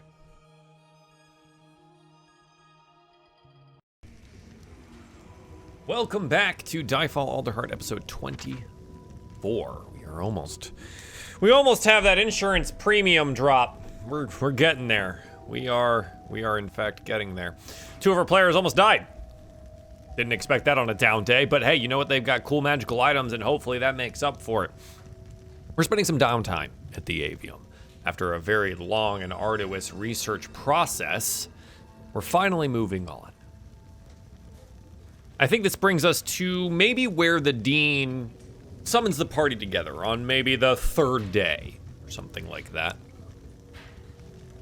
The culmination of the research has come to fruition. Eli has been rather integrated into parts of that, and Eli, if you will note, I did add an additional sentence that is very important to what you figured out about the Conjuration Circle. You've calculated the circle's postulated location in the Grove, which is on its eastern edge, at a point between Winnowing Reach and Alderheart. Now, if I drag you all over to your world map, you will note that there is a new point on the eastern edge of the Grove, which is the postulated position of this Conjuration Circle, this locus of power. Now, that's been figured out. The rest of the things, well, let's find out when we go meet with the Dean. The party is summoned, some of them still recovering from new injuries rather than old injuries. Pez, did you ever figure out that xylophone song you were trying to put together, or did this set you back at all? So was that the first day of 2 days that we were in the infirmary? Yes. Yeah, I would have done some dinking with the bones after cleaning them. Yeah, you clean them utilizing all of the things in the infirmary at your disposal. Lots of rags and hot water and things like that at your disposal. The attendants look at you funny, but no better than to question the hero of Alderheart. So you were able to dink away as needed on your new bone xylophone. Make some sounds happen. You make some sounds happen. What kind of song do you conduct? It depends on how it sounds, but probably something that's like it is straight out of Lion King when they play the bones like a xylophone or any other. Yeah. Haunted library sounds is what I'm going for. Sure, yes, perfect. It definitely works as such. So what kind of song do you is it more adventures of your friends and you as heroes, or? I think it would just be more along the lines of the stuff that happened here, but a little more dramatized, you know? maybe Oh, sure. skip a little over exaggerated a little Yeah. bit. Less books, more fighting, more shadows and necromancy, that kind of thing. Yeah. I like that. I like that. Roll me a perception check, would you? Oh. Okay. Button. There it is. 1. That is a natural 1. Can I re-roll it? With faded? Yes. Yes. 20. That is a natural 20. This is the duality of this entire group, enunciated in an absolute nutshell. The faded die is a natural 20. Pez, you feel like you would have missed this in any regular stay in this infirmary so far. There's a small strig that comes by every so often and peeks in through the door and listens to the music that you play. You note that they have rather large glasses. They're rather small, and they seem to always be carrying a stack of books. You note that they sit across the hall, somewhat out of the way, reading a book and listening to your music. It seems Kevin has been trying to somewhat unobtrusively listen in and check in on you from time to time. Kevin, get your butt in here. What do you think? Is it good? Huh? What, me? Oh, wait, hang on, I need this. Lucky, it's Kevin. What, me? Oh, goodness. Of course. He comes in and he sits, kind of stands at the foot of your bed, and I heard that some things had happened and that there was a giant necromantic monster, and that you and he looks over at the snoring Lucky at the bed beside you, who is sleeping through all of your musical ramblings, and that the hero Lucky as well was there and got rather hurt and had been spending some time here in the infirmary. It was very dangerous. We nearly almost all died again. What is with this place? How are you fine? How did you make it? Do you almost die every day being here?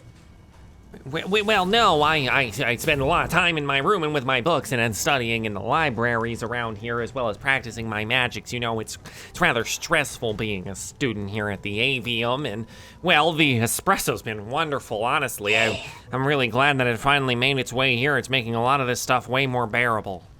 You're doing great. Don't do necromancy. No, don't I do think I'm gonna keep focusing on that fire magic. I had done so previously. It seemed to work out rather well against those shadows, and maybe my understanding can help you all fight the fires that are happening over in the Scorched Grove. Ooh, yeah, fight the fire with even more fire. I like where your head is at. Well, I was thinking more of an understanding of how fire works, especially in a magical capacity, but that doesn't sound like it would actually work if I fought fire with fire. Wouldn't that just double the fire? Could try, see how it goes. I don't know. Sounds like something the smart people would be able to figure out. You got the glasses, you got it. Fight fire with fire. Suggested by Pez, the hero of Alderheart, should do. Circled a bunch of times. Maybe just research it a little bit. See what happens. You know, start small, put a little small fire next to the small fire, and then just whoop.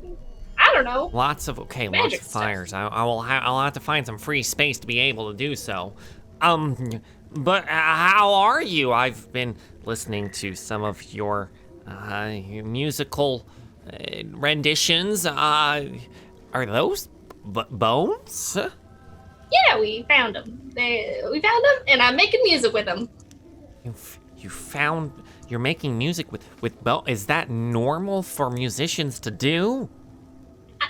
To get experimental with it, you know, take from the natural surroundings, and you know. I believe I've heard of this genre of music before. Most people call it prog rock, but I see that you're no longer using rocks, so maybe bone music. There's gotta be a better name for this, but. Think about it. What bone marrow was in it? Marrow, rocks are still involved. rocks are still involved. Oh, rocks are still involved. Maybe prog rock is the right words for it. You just happen to be hitting some bones, and well, bones are the rocks of the body, right? And That sounds right.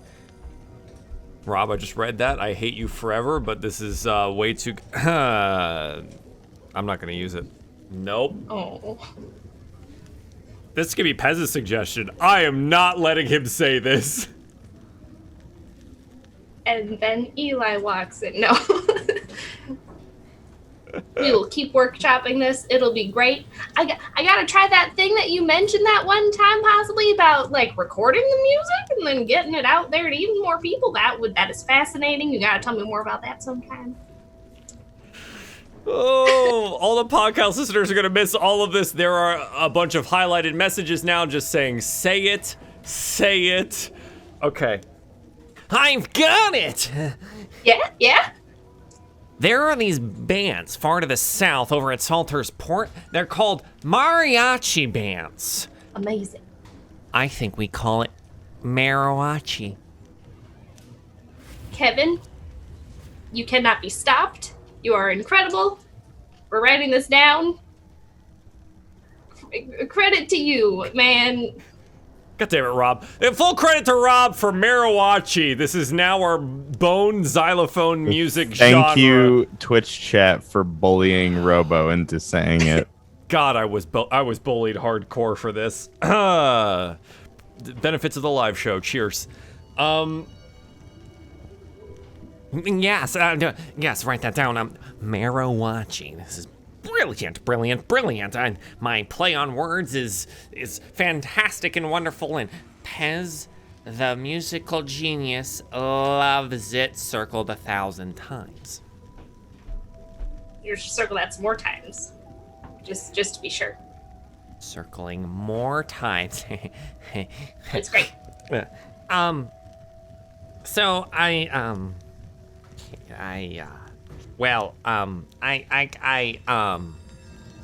kind of had something for you. Me?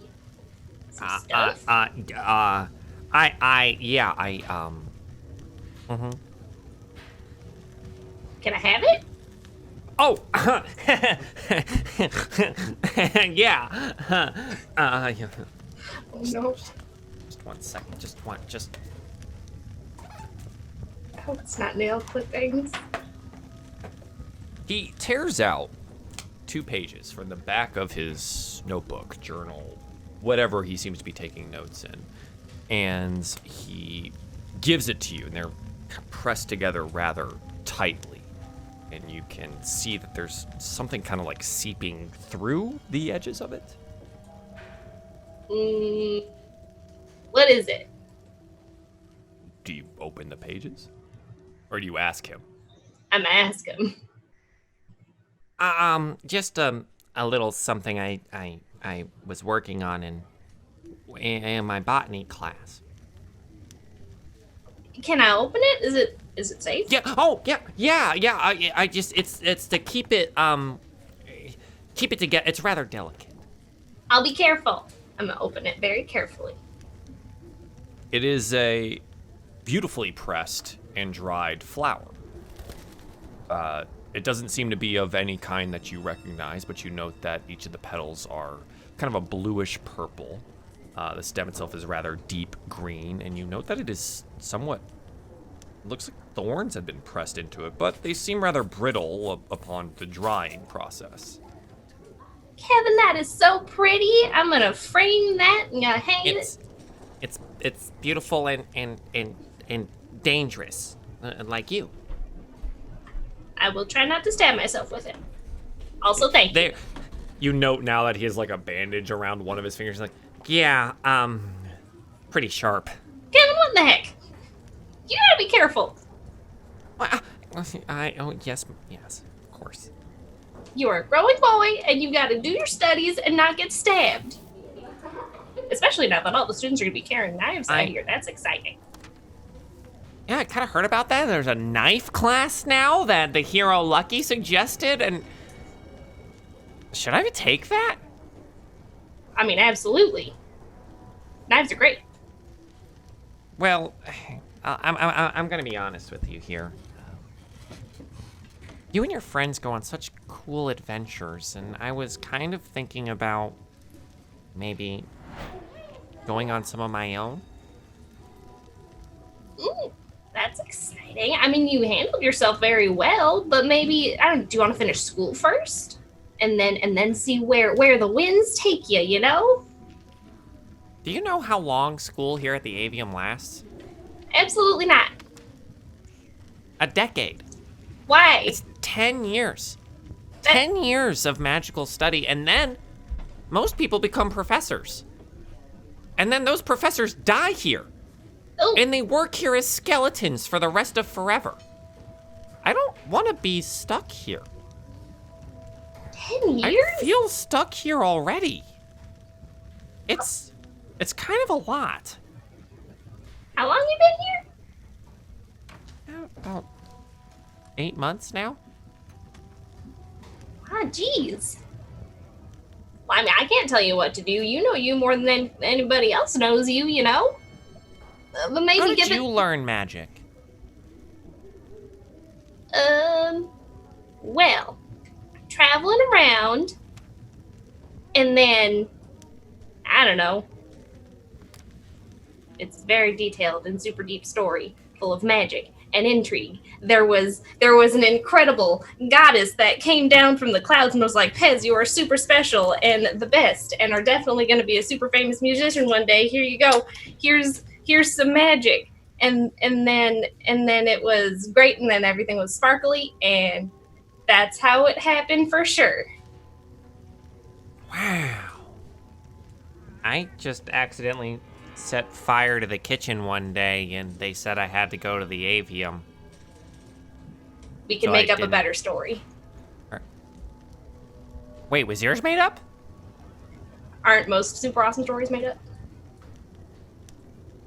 I mean, if they're in the fiction section of the library, yes, but I'd figured that the hero of Alderheart would be telling the truth to me.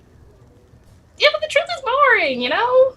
It's like, oh, magic seems cool, and then I just watched some magical people do some magical stuff and asked them to teach me how to do some magical stuff, and every so often some magical person will be like, yeah, I do this magical thing. I'm like, hey, can I do this magical thing? They were like, yeah, sure, but let's trade, and then I'd write them a poem or something, and it's just, you know, that's not as exciting. You didn't go to school for magic? Not for 10 years, that's insane. Yeah, I think that too. I like it, but that's a long time. And, well, there's a lot of the world to see. It's actually really large. You can learn a lot out there from a bunch of different people. So you think I should go? I can't tell you what to do. You worked really hard to be here, too. I did. And outside is kind of dangerous sometimes. Maybe you should Yeah, find some buddies to travel with, you know? Find a group Like of people. Other students, you think? If that's what you want to do. Okay. Yeah. Just be careful. Don't stab yourself on flowers. Well, maybe I'll maybe I'll get someone that's really good at doing bandages, huh? That would be a really good start, actually. That's super smart. Okay. Yeah. I'm sorry for bothering you. I hope your Marawachi music goes really well. I mean, thank you for helping. That was great. Yeah. I have to go study now. But maybe I'll see you on the adventuring road. Yeah, you know, let's write some letters or something, or I mean, I would tour around and do some music, and I'd love to say hi again. Okay. Yeah. Okay. Goodbye. Yeah. Bye. and he kind of like nervously walks away, and yeah, it's pretty clear Kevin didn't know when to leave. I'm knocking over things. So Kevin leaves. You're able to recover, and eventually, Thank God that's over. Eventually, you're all called to the dean's office in the avium. The dean summons you there, and you note that there are 2 guards outside. They allow you all inside. You've fully recovered all of your HP, spell slots, and or otherwise faded die, everything. You're brand new, healed people. And he's, oh, good. Welcome. Please do come in. Please have a seat. You note Oddwald is in a large, kind of wing-backed purple chair, lounging in it. Still manacled, though it seems... It's like the manacles are jewelry to him now. He seems to have become accustomed to it and wears them with a kind of regality that belies what their true use is. Welcome. It seems that the research has gone rather well, Eli. I do appreciate you assisting the professors and other students with figuring out what to do. Now, everything's been relayed to me, so I'm going to do my best to summarize everything that is of importance here, and then we will get to the next parts of hopefully solving this problem. Well, it seems that we have somewhat of a solution. There's an item called the Borealis. It's a magical thing that, well, an old legend that was found as many years ago. Was only since returning to laboratories here we found anything about it. The Borealis seems to be a piece of the opposite of the aspect of fire. It is a piece of an aspect of ice, a token of balance. The aspect of flame has reawoken, but the aspect of ice still remains dormant. The research posits that there is a way to utilize and find the Borealis, shard of this ice aspect, and maybe figure out a way to weaken the aspect itself through some of the research done by Eli. The conjuration and sealing circle was located. Hopefully, we have an idea of where it is. After the utilization of the Borealis, we might be able to reseal away the fire aspect and buy ourselves some more time into figuring out how to really achieve the balance in the wood once again. I've been assured that this is likely the last hope for all of us. There doesn't seem to be another solution. As you all have stated, the cobblefrite is a solution, but way too small and feeble, and he kind of tosses an apologetic glance over to Oddwald, who nods respectfully, understanding that his understanding of the situation was rather flawed. Oddwald here, would like to assist you in locating the Borealis. He has the research and has posited a location of someone that may be able to help.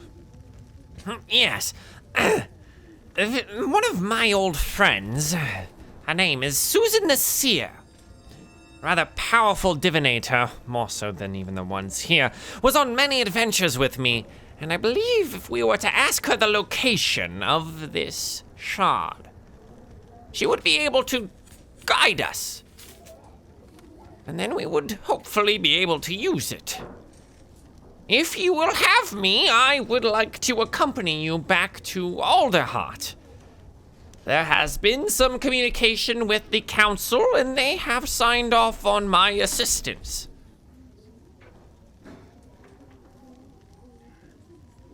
Well, friends, how do y'all feel about it?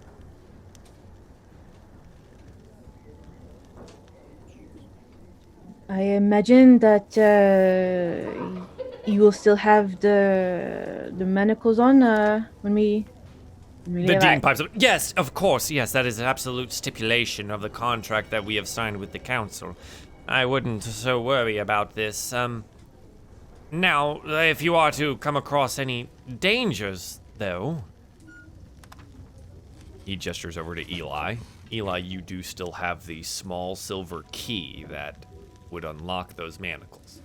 And should situations become dire, I do say this as the Dean, and as an old friend of Oddwald, I still vouch that he was trying to do what he thought was best, and should worse comes to worse, well, you have the means to free him. And Oddwald nods. Yes, I will be rather useless in combat otherwise. I don't even have my wand on me anymore. Well, let's hope it doesn't come to that, but I agree. I do think that I stand by what I said previously. This is the Wood's best hope. Is an adventure of your caliber. And personally, I welcome the company. Pez, Lucky, what do you think?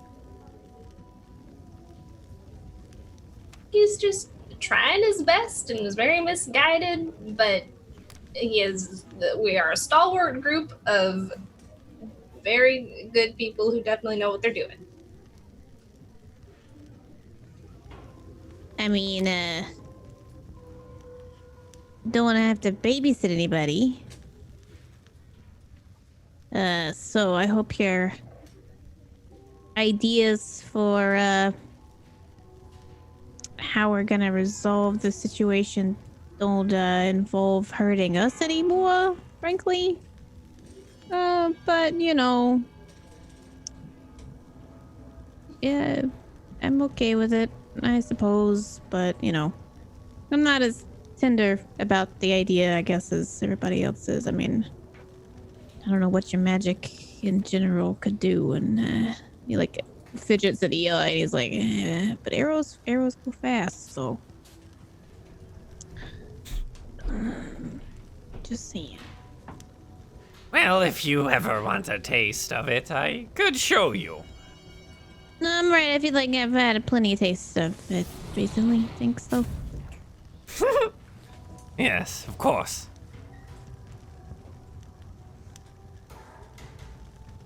All right then.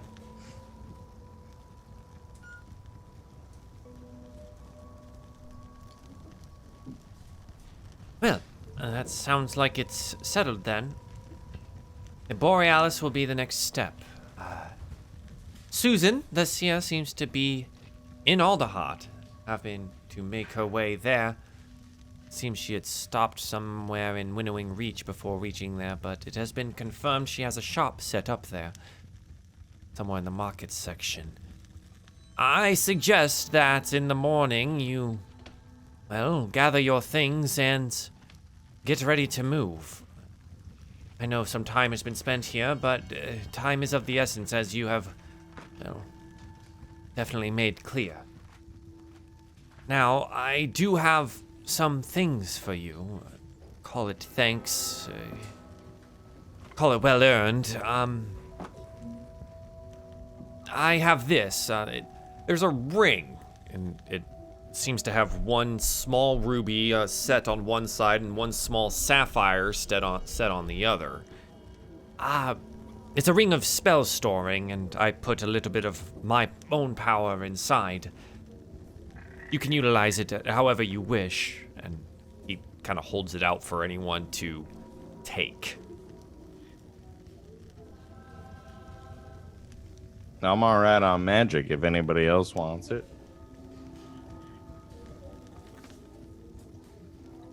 This is where we get to the point where the party's too nice to take anything from each other, and so they won't take the spellcaster won't take the ring of spell storing. So I don't need it. I have spells. I figured it's like an oh shit button for somebody that doesn't. No. It's you can put your spells in it so they don't take slots. Oh, I misunderstood. I You should can look at store the item your before I say spells. things. Yeah. Sorry, I'll clarify for you. He put one of his own spells in it, Yeah, so that. but you okay. can also do that. Got it. Okay. Yeah. So if you wanted to be like, I'm gonna store a 5th level slot in here, and I believe that's what this one is. I will take a look real quick. Yeah, it can store a 5th level spell or a combination up to their witch. There's 5 slots worth of storing. I just want you guys to know. I want you guys to take it. But in character, Lucky is just like sweating, looking at this jeweled ring. Like, somebody take this.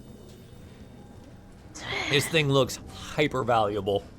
He's just like eyeballing Eli while Eli's like measuring it out. Like,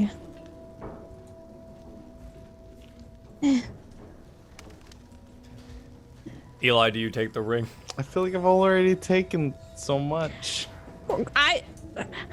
Girl, how many special items do you have today? I don't know.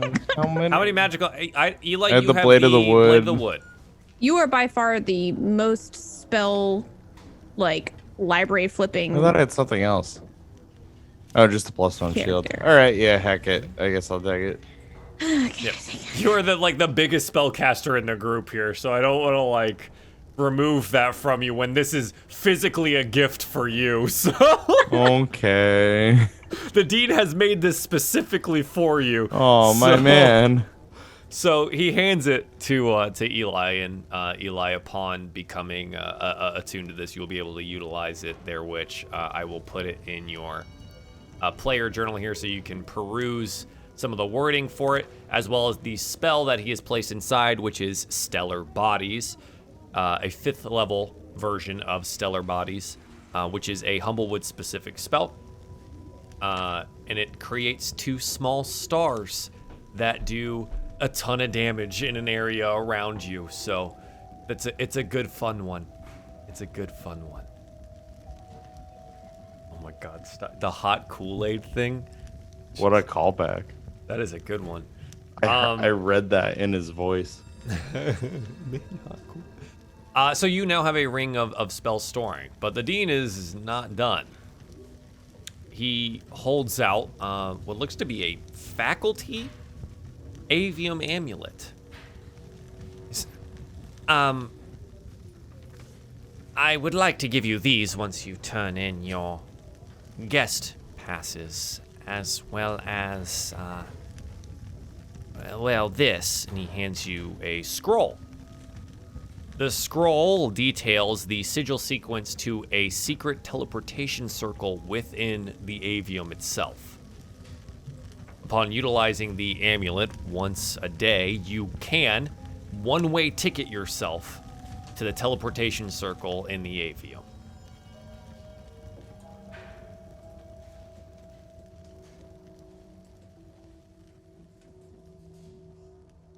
So he hands you that.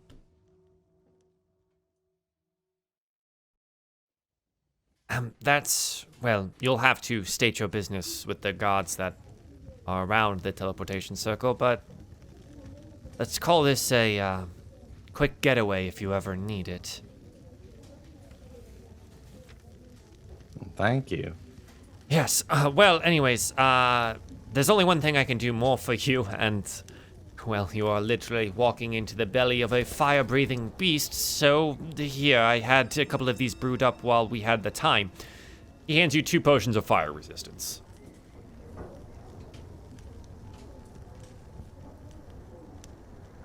And I think that's everything. One more night here, I suppose, and then in the morning you are... Well, I think it's time to go. Oddwald will accompany you, and I think that's it. Is there anything else that you would like to discuss before leaving the avium?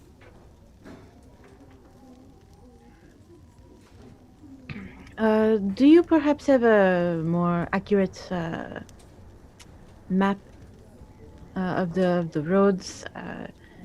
We had a bit of a trickier time getting here. I don't want to have the same difficulties that we did. Did you coming take the in. roads? Well, we got a little off track and then trying to find the road. Just in case it might... as reassurance, I would feel better if... Yes, of course. I can have one of our most recent maps brought up for you and delivered to your rooms.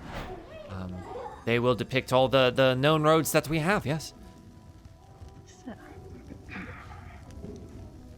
I mean, clearly we can make our way around without Right, a map. well, but just having it on backup in case one of us gets lost is, you know,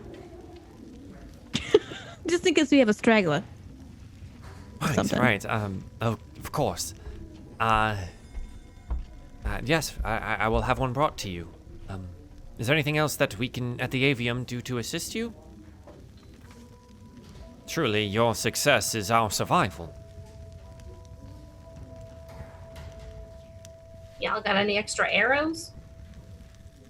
I can't If you have needs of arms and armory, yes, the Perch Guard does have shipments every once in a while that you can make use of. Cool, thanks. Yes, we can also provide you with rations if needed. Do you have a mobile espresso machine? No, but that is a wonderful invention, isn't it? No magic involved at all, but yet the steam and the sound and the lovely liquid that comes from it seems so magical on its own. No, that is a Utilize wonderful the idea. steam to make it Portable go. espresso. I will have my best think upon this.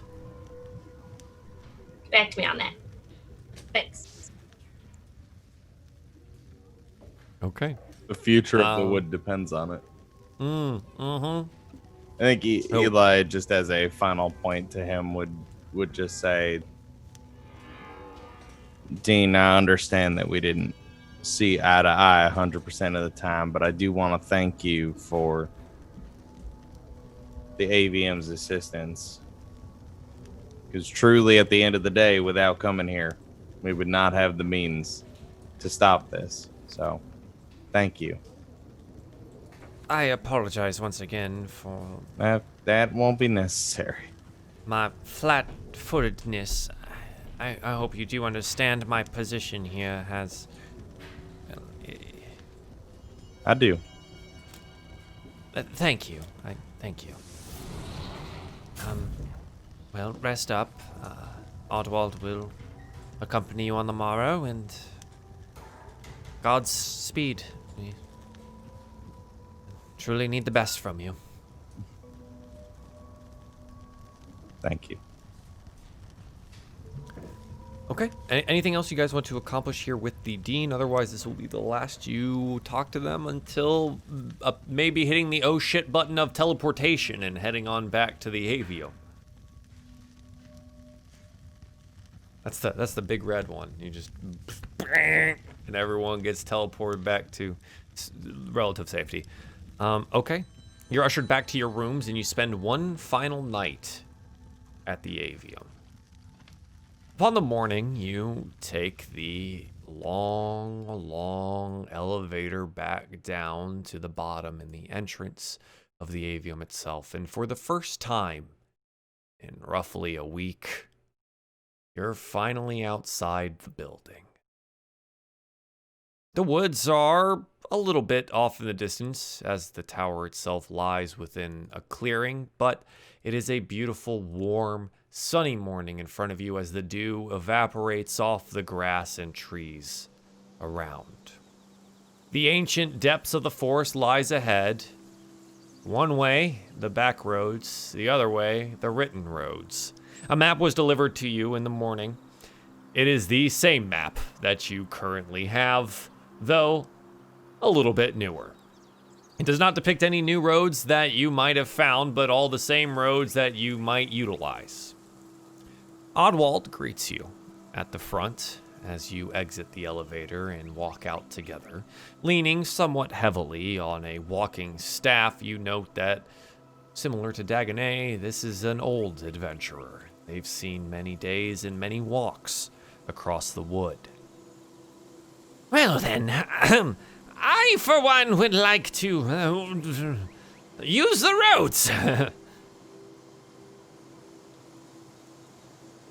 Yeah, I'd say we're all in agreement on that. Good, yeah.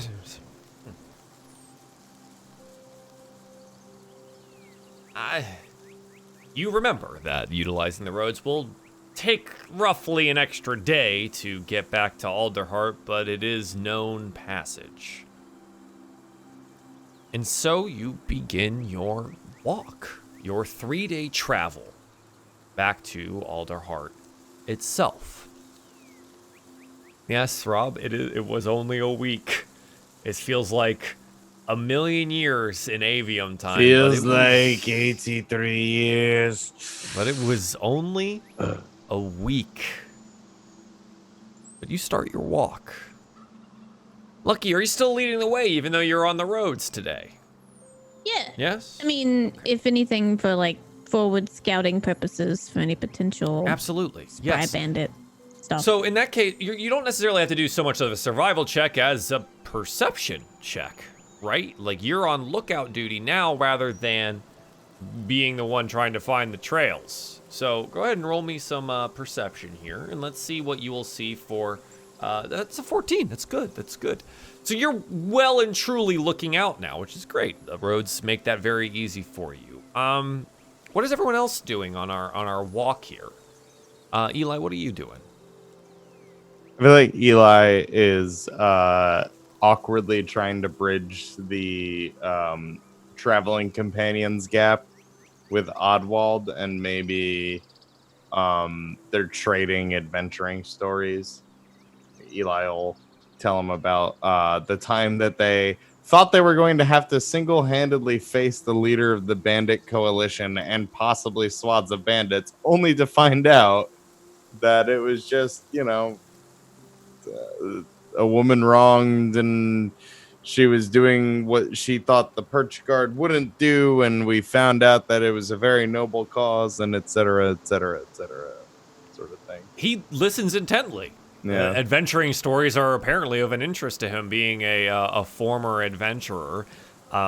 He laughs at all the appropriate moments when you make your jokes. He sighs and you see the about children trying to requisition try the to- help of children. You note in his eyes there's like a kind of a recognition of possibly having done something similar in a previous adventure of his, and you note that he begins like tearing up a little bit when you talk about the plight of Benaceridin and how she was having to handle the entirety of these refugees and the bandits themselves and what she was trying to accomplish.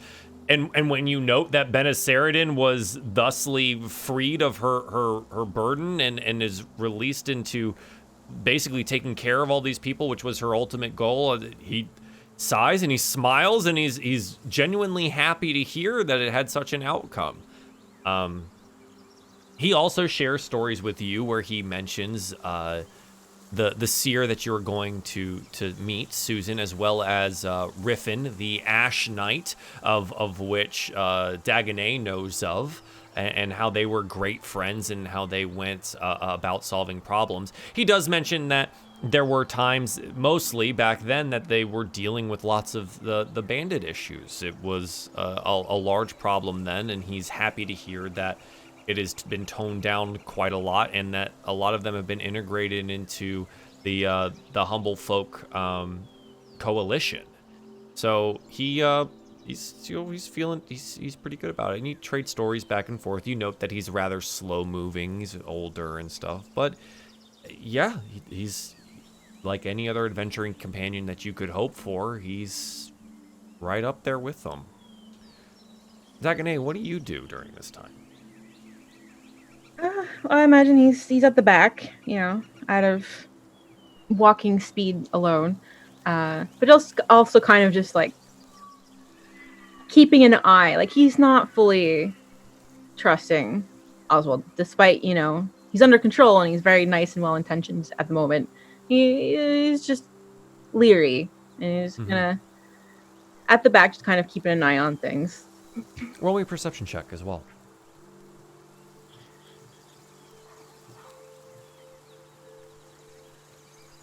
That's a natural 20. My eyes are good. Your eyes are good. And you're happy to report that you're not being followed by anything. There's nothing in the trees, at least this day. And travel is nice. It feels good, honestly, even for Dagonet's slight limp, to get out and about from the stuffiness and the magical lights that was always on inside the avium. There's something better about being out in the daylight and the sunshine and the light filtering through the trees. And of course, during our movie, this is where we get lovely shots of just like the light coming down and everyone walking together and how the shadows play across all of your like equipment and your bodies and things. It's great. It's super relaxing time. He's relieved to be on the ground. Yes, very much so on the ground and not 20 stories up in the air in a magical weird tree tower. Pez, what are you doing on your walk today? You're finally outside. It's beautiful. You have a mariachi xylophone. I'm just gonna walk and see if there's any pretty flowers to pick and just play little tunes as we go and try not to think about having to look at that big scary mountain thing again. Yeah, gonna have to see it again. And if you're a patron, there's wonderful artwork that you could get of that mountain creature and the party almost dying. So, hey, that's good. Roll me a perception check, though. Let's see if you find some cool flowers. Yeah. Perception. 6. A 6. I think you find that there's not that many cool flowers. There's a lot of, like, flowers and berries, but they're like normal. It's like honeysuckles and like, some regular like daylilies and like, daisies and stuff, kind of like your run-of-the-mill off the side of a forest road flowers. Nothing as cool and as intricate as what Kevin gave to you, but you could make some daisy chain crowns out of them if you wanted to. Yeah, we got time. I'm gonna do that. I'm gonna give everybody a daisy chain crown. During your lunch break, you all sit down and have some rations or some summoned food by Eli, and some daisy chain crowns are made and passed about. And Oddwald kind of gives a quizzical look, but when everyone in the party kind of just takes them, and I think everyone last time put them all on, so do you guys put them all on this time as well? Yeah. You're all about humoring Pez and their, like, wonderful positivities, so you put them all on immediately and are happy about it. Oddwald kind of gives everyone a look and then like, shrugs, and this wrinkled old Corvum with grayish feathers puts some on. Puts on the feather crown, or the flower crown. He's feeling pretty good about it, too. Suits you. Yes, thank you. I've never felt so pretty. Everybody should feel pretty all the time. Well, he plucks out like a feather that's just like molting off of his body. He's like, sometimes you just get old. But no, just don't do that. Okay, it was coming out anyway. So you continue your day, and it's just a nice day out on the road. The day comes to a close. You each take your watches, you sit by the fire, you listen to Eli tell stories about Gaspard. New music is being played by Pez. Dagonet whittles on another stick of some kind, keeping their carpentry practice up. And Lucky observes all of their gems that they may or may not have swindled Pez out of, trying to evaluate their prices and what they will fetch at market. And so your night passes rather peacefully as well. The next day comes, and the next day passes. Nothing happens, nothing eventful. The roads seem safe. At one point in time during the day, Dagonet, you note that there are birdfolk flitting from tree to tree. They don't stop for you, but your very perceptive eyes pick out that they are wearing the garb of the Perch Guard. It seems these roads are now patrolled, well-traveled, on observance by the Alderheart Guard. And hopefully that means that the integration of the Humblefolk Brigade is going well, that they're able to expand their influence even further than before. It may have only been a week in our time here in the game, but things are progressing rather quickly. And as birdfolk can flit from tree to tree, they can move rather quickly as well. The third day passes without incident. Eventually, towards the afternoon, the Alderheart tree climbs to the sky in front of you. Whether or not you feel like this is your home, or whether or not it is actually your home, you feel some comfort at being back on familiar territory where there aren't, as far as you know, magical creatures attempting to kill you and bumping in the night. Oddwald seems to have traveled rather well and is very thankful for you to have taken the road. As you approach the city, you note that the housing project over the last week, now a week and a half, has progressed. The shanty homes seem more structured, more well put together. Seems that the roots are actually a neighborhood now. The Underfall is its own bustling portion of city with thousands of humble folk there. New shops seem to be springing up. Goods are for sale. Food. You note that most of it isn't even requiring money, but it seems some of them require a paper stamp of some kind that is being handed out from the Alderheart political group.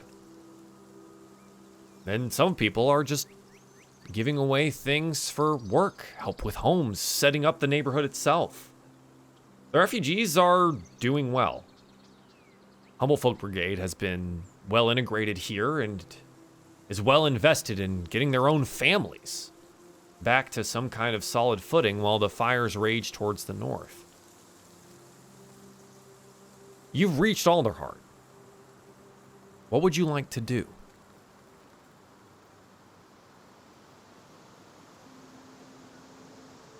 What time is it ish? Late afternoon. All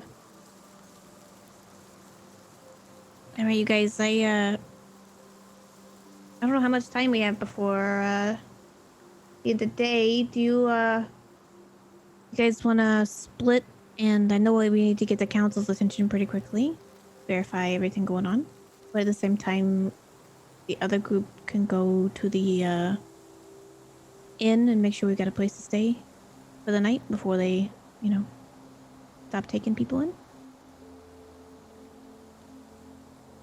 Yeah, I can secure our lodging if you want to do what you need to do. No worries. Well, you want me to go to the council and talk to them? I was more thinking you, but... Oh, I'm sorry. okay. I misunderstood what you were saying. I thought we were doing things before we went to go see the council together. I can go talk to the council if you want. Yeah. I'm afraid I'll stumble over them. I mean, they make me a little nervous. They got all them big feathers, and I don't think they have much respect for Jerbean still, even though they're trying to. So yeah, I'll go to our same inn. You're gonna go to the half full cup? Yeah, I was gonna say the cup, but The yeah, cup. Exactly, yes. Yeah. The cup in the trunk market. Good Okay. old So, cup. the cup. Lucky goes to the cup. Where's everyone? Eli, you're gonna go to the council. Pez, where are you going? You gonna join Eli or Lucky here, Eli, or are you going somewhere else? would you like some help with the council, or you think you got it, or? Oh, I'll go with him. Don't worry. I have some business with the council myself. Everything you say sounds a little menacing. I know you probably don't mean it. What do you mean by that? Everything I say... Just put the daisy crown back on. Just leave it on. Okay. And he look great. happily puts it back on and gives you a smile, which is kind of weird because he's got this crow face, right? So, crow smile, I don't know. I think I'm gonna just go say hi to my mom and dad. Yeah, you're gonna go say hi to your parents. I remember one point in time you almost left without saying goodbye, so hey, this is a good time to go say hi. Dagnay, where do you want to go? With Oswald kind of like piping up, he wanted to go with Eli. I guess I will go with the council. Yeah. Just kind of like stands behind Oswald and is kind of like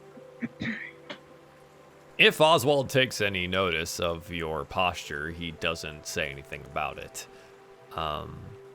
Okay, so first things first. Let's do the cup first. How about that? The cup. So you want to go to the cup?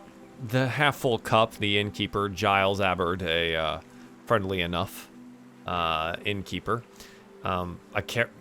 I have written down Gallus. Was that correct? He's a friendly Gallus guy, and I think he had like a Canadian accent, but I can't for the life of me pull that out of my butt right now. So we're just gonna go through the motions of you meeting with his daughter. Yeah, his daughter, Ginny Abbard, another Gallus who seems to not have the Canadian accent, but is running the cup at this point in time. Oh, yes. Welcome to the half-full cup. How may I assist you? Oh, I need to reserve room for 1, 2, 3, 4, and then another room for 1. We are rather full at the moment, but I can see what's available. You might have to go all to one room. All right. Okay. Is there like dividers in that room? Essentially, I've got a lady in the party and I don't want to feel uncomfortable. Oh, yes, of course. We can provide privacy screenings, yes. Oh, perfect. All right. All right. Well, in one room, for 1, 2, 3, 4, 5 beds. 5 beds. 5. We could do the 2 doubles and a cot, maybe. Or a pallet on the ground. All right. How about 2 beds, 2 cots, and a pallet? 2 cots and a pallet. Okay, how about this? I'll show you the room that we do have available, and then you can help me figure out how you want this set up. Oh, sure. Yeah. You go up to the room, and it is a standard room where they have basically one single bed on either side, and it's kind of a tight space. Getting a lot of cot and or pallet room in here, you're going to be pretty much head to toe, but you figure out a way to make it work. It won't be comfortable, but you'll all be able to sleep. This'll work. Yeah, it's got a good space to it.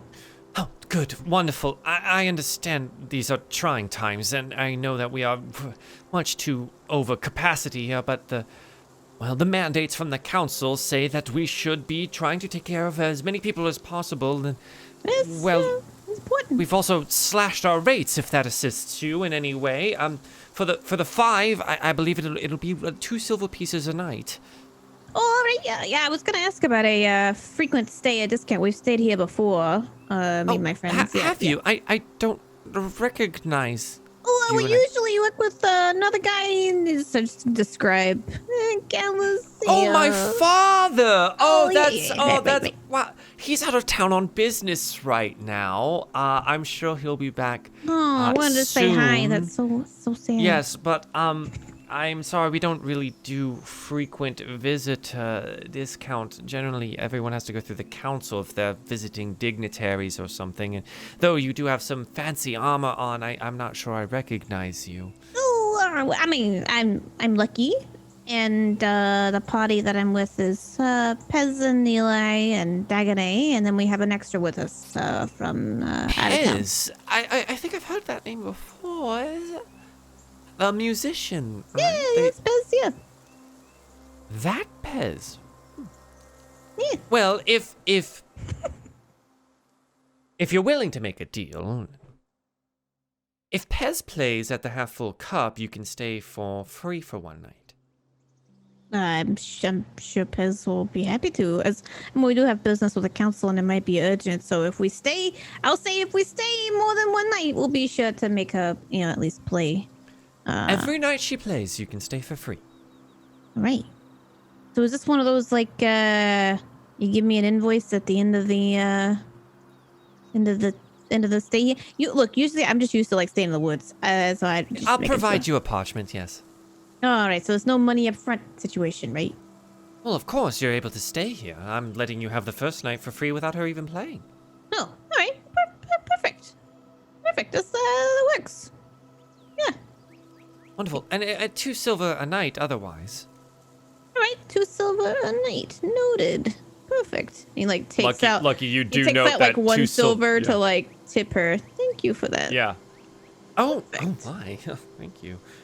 Lucky, this shrewd businessman that he is, would note that 2 silver is cheap for a room for Yeah, but like Lucky 5 wants it people. for free. Oh, of course. Of course. You're like, this is already a killer deal. He's like, Can I get it for free, though? how much more can I squeeze them? Yeah, No, that's great. But you've signed Pez up for some performances, it seems. Yeah, no, she loves performing.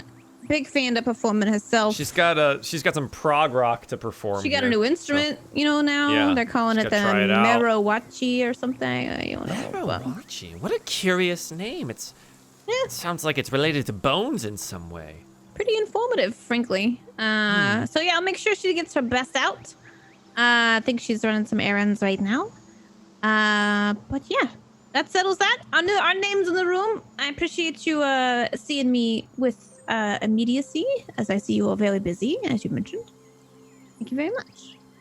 Yeah, so of course I do accommodate, and she hands you a key to the room. And Lucky is like kind of urgently go, I've got stuff to attend to before we come back. It's nice to meet you. I'll see you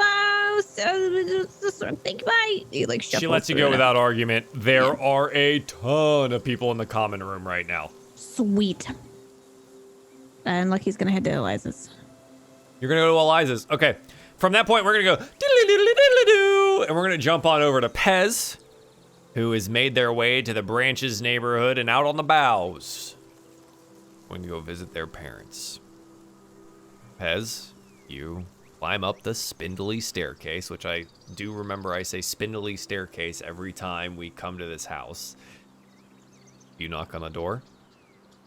Yeah. You knock. And with now familiar fashion, I say, who's at the door now? Dad, At it's this me. time. Yes. And he comes and he bundles you up in an all too familiar hug now, drags you inside. Honey, Pez is home. And your mom walks out. Oh, my dear. And they give you all the big hugs and bird kisses that you can handle. And you know that they are back from their travels. They were out selling some artwork, it seems. Which apparently people are still buying, even though the woods is on fire. Whatever, man. Art collectors. What are you going to do about them? So... Is there anything you would like to talk about with your parents while you're here, or are you just here to visit? Just visit, let them know what's going on, and ask how they're doing, and eat food. They seem to be doing well. The fermentation process is going rather well. Your father is now selling the moonshine down in the Underfall market.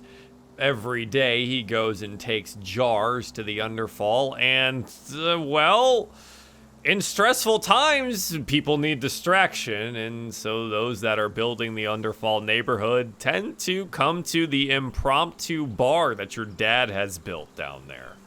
That's just good business. So he's got like I imagine, like in every anime, they have like the noodle shop that's just literally just a bar, and it's just kind of like a little shack that's on the side of the road. Yeah, he describes essentially that to you, and that is your father's bar. I'm so proud And all of they you. do is serve moonshine. That is beautiful. And maybe pretzels. I don't know. Maybe they make pretzels there. Who knows? Beans. Moonshine and Beans. beans. Absolutely beans, but like maybe pretzels. He's trying to expand his he's trying to expand the palates of everyone around him. Yeah, your mom is still painting. Mostly landscapes now. You note that a lot of the landscapes that she's painting now are on fire. The fire painting wise, not like literally on fire. Your house is not burning down, but the landscapes are being painted as if they are on fire. I look forward to when you don't have to paint the fire in these anymore. They are beautiful. They're gorgeous. It's just, They do have some kind of destructive beauty to them, don't they?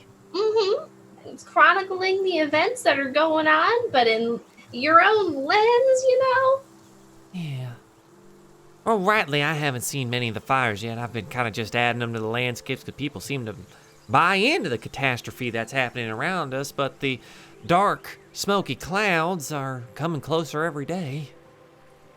Have you heard about these mask things? You should get some. Some that'll like match your Mask? feathers. Oh yeah, I'm gonna take the mask out and show her and put it on. Oh, it's so fancy and comfortable, and I can breathe just fine through it. It's like all these nasty particulates can't get in the side of my bird lungs. Absolutely, they protect you and everybody else around you. Also, you can match your outfits. Pez, I just came up with a wonderful idea. Yeah? You know that we know that seamstress down the way? What's her name now? Lucy Lingo. Absolutely, she is great at what she does. You think we might be able to give her a little bit of fabric and a little bit of time and money? Maybe make some masks for the people? I love that. You can maybe even design some fabric with some of that painting that you do. Oh, I would love to do that. Put my creativity to work here. Yeah, make it real pretty. Yeah. All right. And so you hatch this million gold business idea where you're going to promote and create and fabricate masks. Wear your damn mask, chat. So I think that puts us in our next moment to where Eli, Dagonet, and Oddwald Ebonheart march up the steps to the council chambers. And you hear Oddwald kind of muttering, it's been so long since I've been here. And you get to the door, and Eli, you recognize the guard there, though you don't know their name. They do. Oh, Eli, welcome back. Dagonet as well, and seems a guest. He looks at you questioningly, noting that there are manacles around Oddwald's bony claws. This is Oddwald Ebonheart. He's he's traveling with us. We're here to I believe the council's privy to his agreement with us. So we were just Ebonheart. That does sound familiar to me. I will bring it up to whoever's in. Let's see here. Who is here today? And I'm going to have to reopen this because it decided to bug out on me. Don't worry, this is just the guard trying to figure out who's still here at the council chamber. Right. Okay. Artin it seems to be in, as well as Bricio. And you hear a chuckle behind you from Oddwald. something funny, Oddball. Bricio. It's my baby brother. Is that right? Bricio? Of course it Ebonheart? is. Yes, the slightly stupider one of the Ebonhearts, if you take my opinion. Well, suppose family reunion.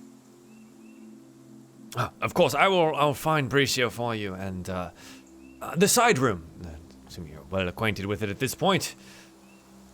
And so you go into the anteroom that is kind of off to the side, where at one point in time you were preparing for a trial, where at another point in time Bricio gave you the important task of assisting the tenders, and where now you meet Bricio again. Bricio comes in and he sees Oddwald sitting across from the table and he says, hello, brother. Long time no see. Oh, Bricio! It's been a minute, hasn't it? I hear that you spoke on my behalf to get me released over here. You like my idea with the couple fright? No, brother, it was rather stupid of you. And quite frankly, I am thankful that the heroes of Alderheart were able to stop you in your idiocy. Into a fit of chuckles goes the old Corvum. Oh, I see you have arrived in Alderheart. What brings you to the council chambers? I heard that there is a seer in town that you would be visiting.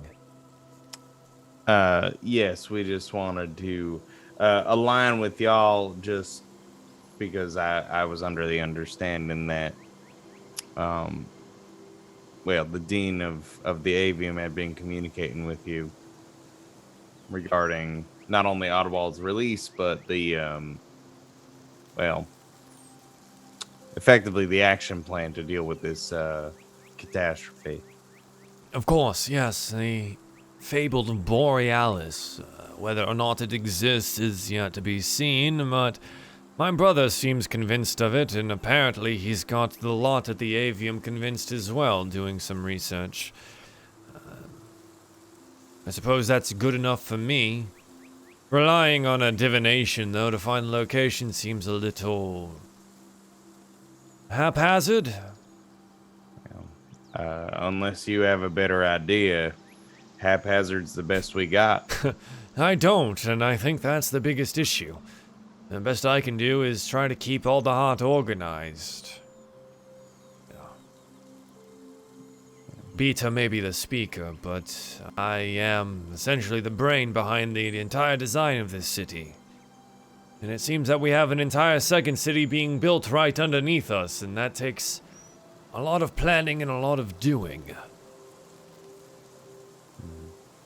Well, it looks like it's coming together rather nicely, wouldn't you say, Dagonet? Well, the houses look a lot more stable, more structurally sound than the ones that they were kind of cobbling together on their own. There's much improvement since we've been gone. Yes, It is in no small thanks to you and your efforts there as well, bringing the food there, convincing the rest of the council, and what was his name, that former idiot that used to be here. Hilly, that raptor, the merchant one. You do know what happened to him, don't you? Kicked him to the curb, sent him packing. Turns out he's turned out to be quite the bandit lord. Having to deal with that right now, too. Luckily, we've got a little extra hands with us, while the old bandits turned good, and, well, a couple extra paws never go wrong, keeping him and his interests at bay. Trying to keep every single one of these people safe. It's become a whole thing. I really hope that you're able to resolve this rather quickly. I'm honestly exhausted. Well, you are meant to serve the people of Alderheart, and albeit exhausting, you're doing a great job of it. So Thank you. I do appreciate you bringing my brother back into my life. I'd worked so hard to get him away from me, but it seems he's willing to help, and, well, at this point, I think we can take any help that we can get. Well, the Borealis seems to be a good solution, if it exists.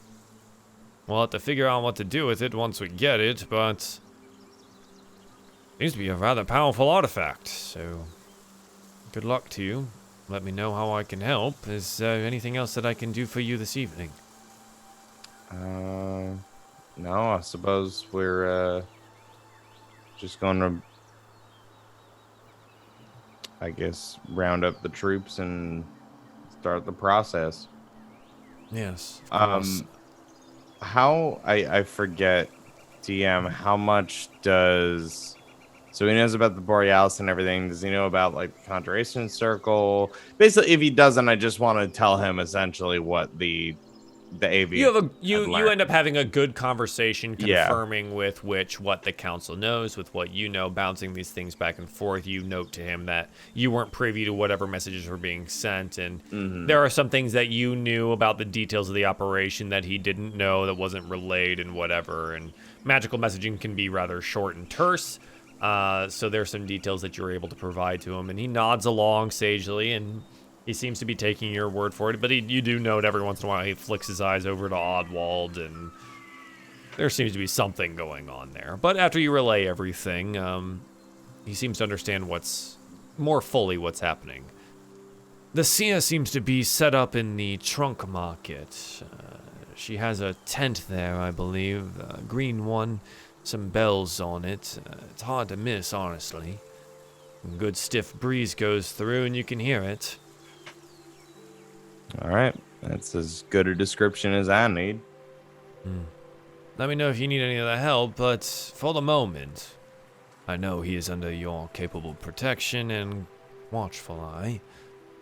Would you mind giving me a couple moments with my brother? Of course. Thank you.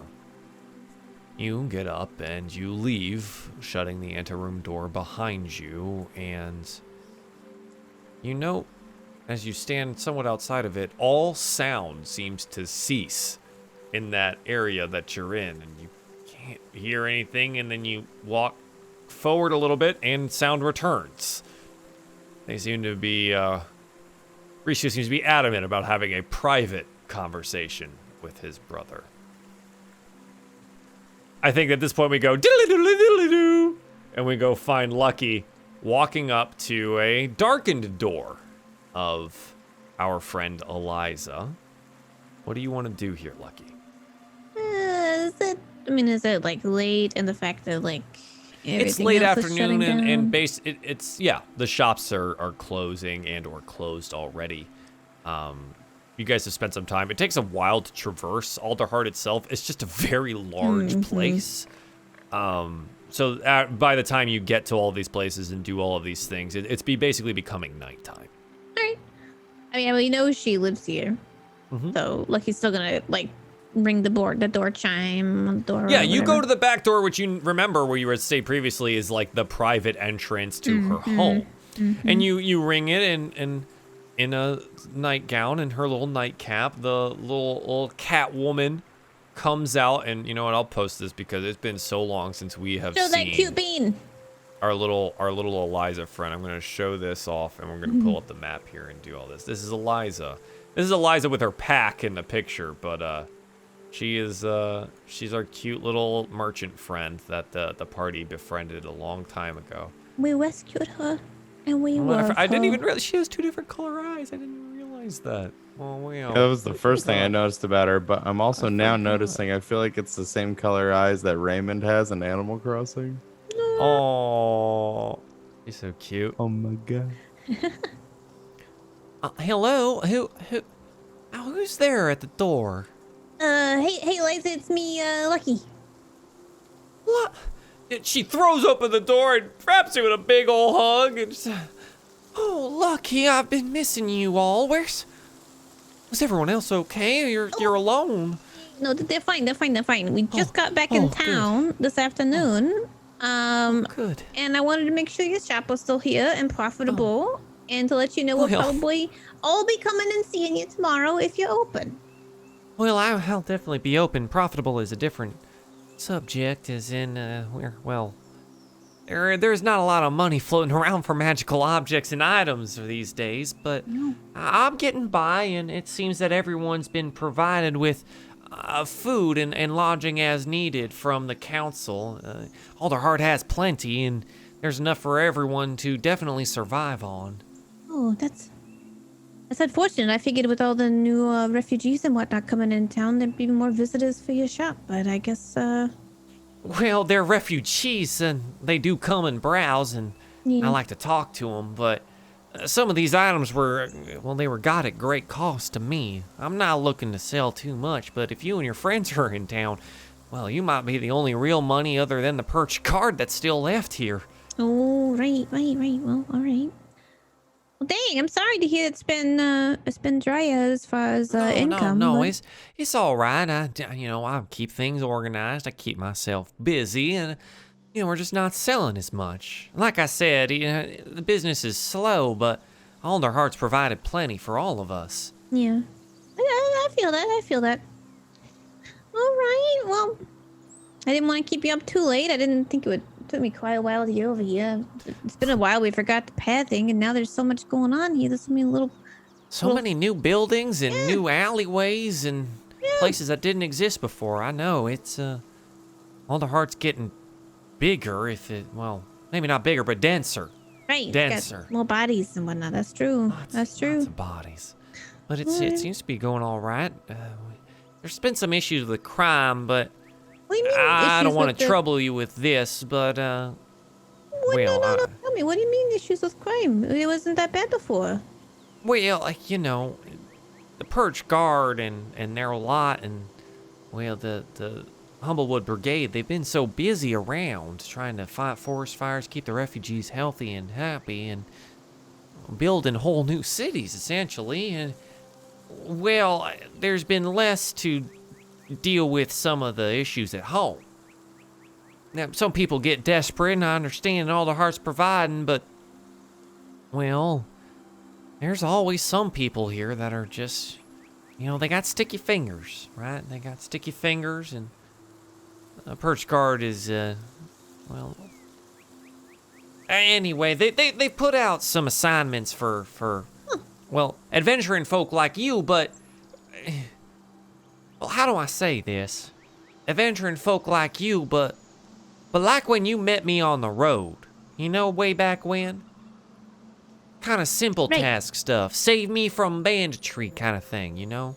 I mean, Nothing like we don't. the aspect of fire and such. No, I mean we definitely work hard, but I mean we're not. It's not beneath us to help people and whatnot. No, so- there's people taking up the call here. There's other adventurers. You've inspired a lot of people. And, well, some refugees see the work that you've done and they want to try and help out as much as they can, but they don't necessarily want to join in on any military complex, you know, and, well, they find a way.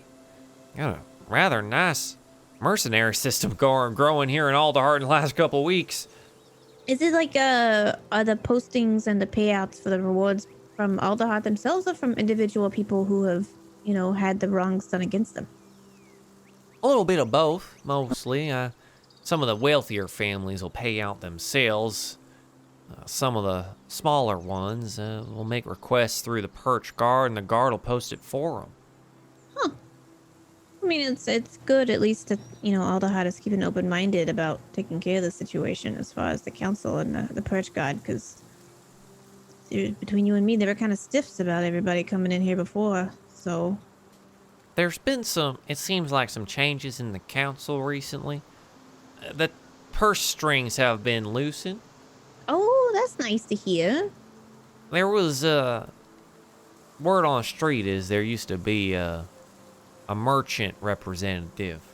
Oh, I remember that. Marn Raptor type that, I believe his name was Hilly.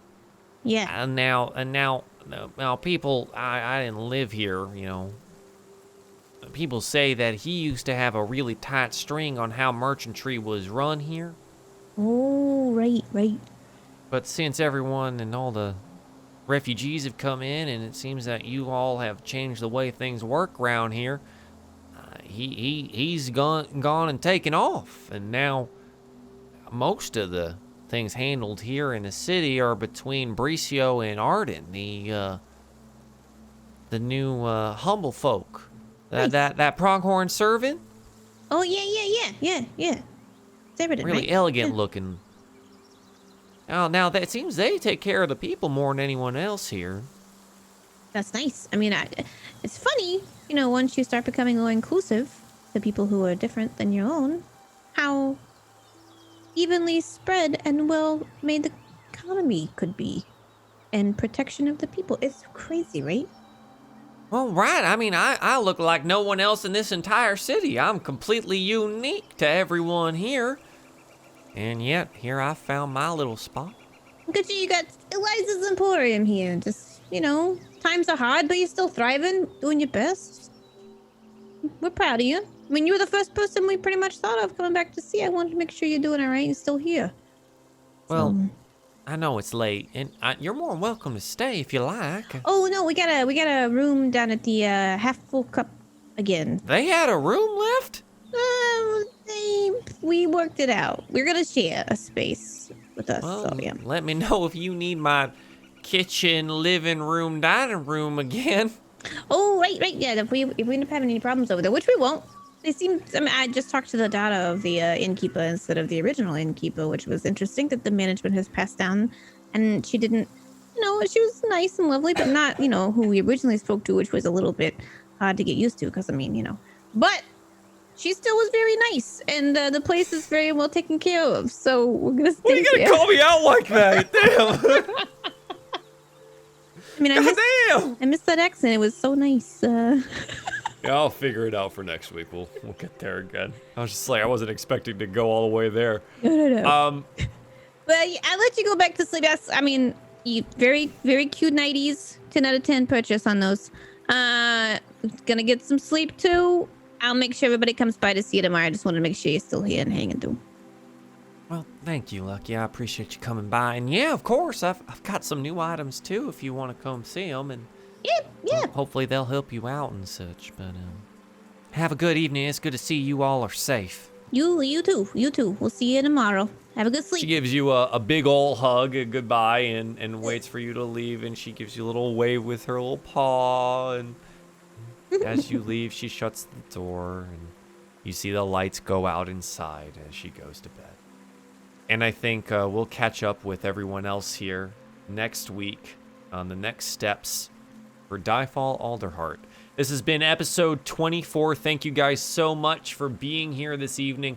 Hopefully this nice little wrap-up roleplay day was the much-needed break from almost dying multiple times. Oh, wait, that's right. Some of our players almost died today. Thanks for being here. I appreciate it. Let's do some shout-outs. I went first from Simply last time, so I'm going to do it randomly this time. May! Where can the people find you at? And what was your favorite part of this evening? Man, I had to find my mouse to like unmute myself. I wasn't ready for that. I know, randoms. Well, you can find me, Lady May, Twitch and Instagram and Twitter. Streams might be happening this weekend. So No way. Okay. what? You what? Chat, we've been waiting for this, all right? We're all gonna be there. Well, I'll be out of town without internet, but we're all gonna be there, so. yeah, so you might find me on Twitch this weekend, but otherwise you can find me here on Thursdays playing Dagonet. And then favorite, I'm sorry, but they got hurt, but floating desk was pretty funny. Barring the injuries. Yeah, 10d10's a lot of damage.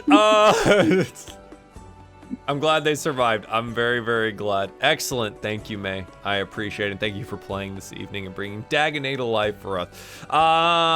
Who's next? Malaveth, let's go with you. Where do the people find you at on the internets?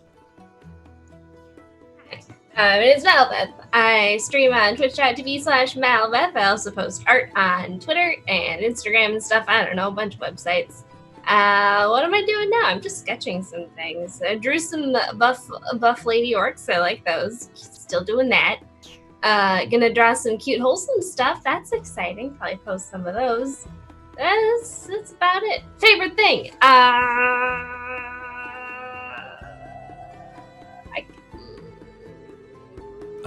Yes. Yes. There was a lot. It was really good. You know what? Pick one, and we'll talk about the rest on the Patreon post show. Oh. Yes. There it is. I like talking with Pez's parents a lot. I just like the voices a bunch, and they're so wholesome and nice. Gives me warm I'm very fuzzies. glad. Yeah. Good. Excellent. Miss Simply Jackson, where can the people find you at on the internet? And what was your favorite moment for this evening? Zimba Jackson, SIMPLYJXN on Twitter. There's an underscore between the Y and J on Twitch. That's me. I am playing a lot of Ooblets now, and Rust RP, which has been interesting, and very confusing for me to play two accents in the same week. Very hard. I'm not a professional voice actor. And my favorite part of this episode was probably definitely the exploding desk. Definitely as a character or as a player, knowing we should detect magic on this desk and figure out if this desk has got magic going. But as a character going, I want the stuff. So it's always fun to kind of try to split that brain. That's where we're at. It was good work. Everyone survived, and you got some shinies out of it. It was So great. you know what? All's well that ends well, right? I was 6 HP left. Yep. 6 out of 30 HP left on that one desk. Yep. Who wants a walking volcano? Exploding desks is where it's at, is all I'm saying. Yeah. Yeah, if we had hit 70% of the damage, I think it would have instant killed both of you. So it's very good that you hit the saves. Yeah. Yeah. Thank you very much for playing Bonus Stage Rob, my boy. Where can people find you out on the internet? What's your favorite thing from this evening? You can find me places like on Twitter at Bonus Stage Rob, on Twitch at bonus_stage_Rob, playing games over at twitch.tv/bonus_stage_Rob, where I am playing things like Paper Heckin' Mario tomorrow. I've just been thinking about it nonstop. And I don't know, other stuff. I mean, probably Ooblets, let's be real. I haven't stopped thinking about Ooblets. That's probably happening this week. I'll be 100% honest about that. And doing other roleplay things like here or on twitch.tv/game nights. That's game with 2 G's and nights with a K. I play a Monster of the Week campaign on Sundays at 4 p.m. Eastern, and it's cool. I'm Travis. I'm a steely boy turned spell slinger. So I used to take things, and now I just cast things, and it's fun. And other assorted super secret projects. I'm not ready to talk about yet. Super secret? Oh shit! All right, well, fine. I mean, not really that super secret. I just felt like torturing Joel about it. No, it's fine. Now I'm just gonna be super curious and ask you about it later. Thank you, Rob. I appreciate it. This has been DieFall Alderheart episode 24. If you want to get more involved in the community, you can join either the Discord or follow the Twitter, and I'll put all this stuff in the thing with the thing. And if you really feel inclined to support us here, you can head on over to patreon.com/DieFall, and you can become part of the show, ask questions, see post shows, artwork that's being done, has been done, and even get an NPC inserted into the game. And thank you very much for all of your support this evening. I do appreciate it. That's gonna do it for us. We're gonna record that thing, and then I'm gonna be gone all weekend. So see you guys next week. Goodbye.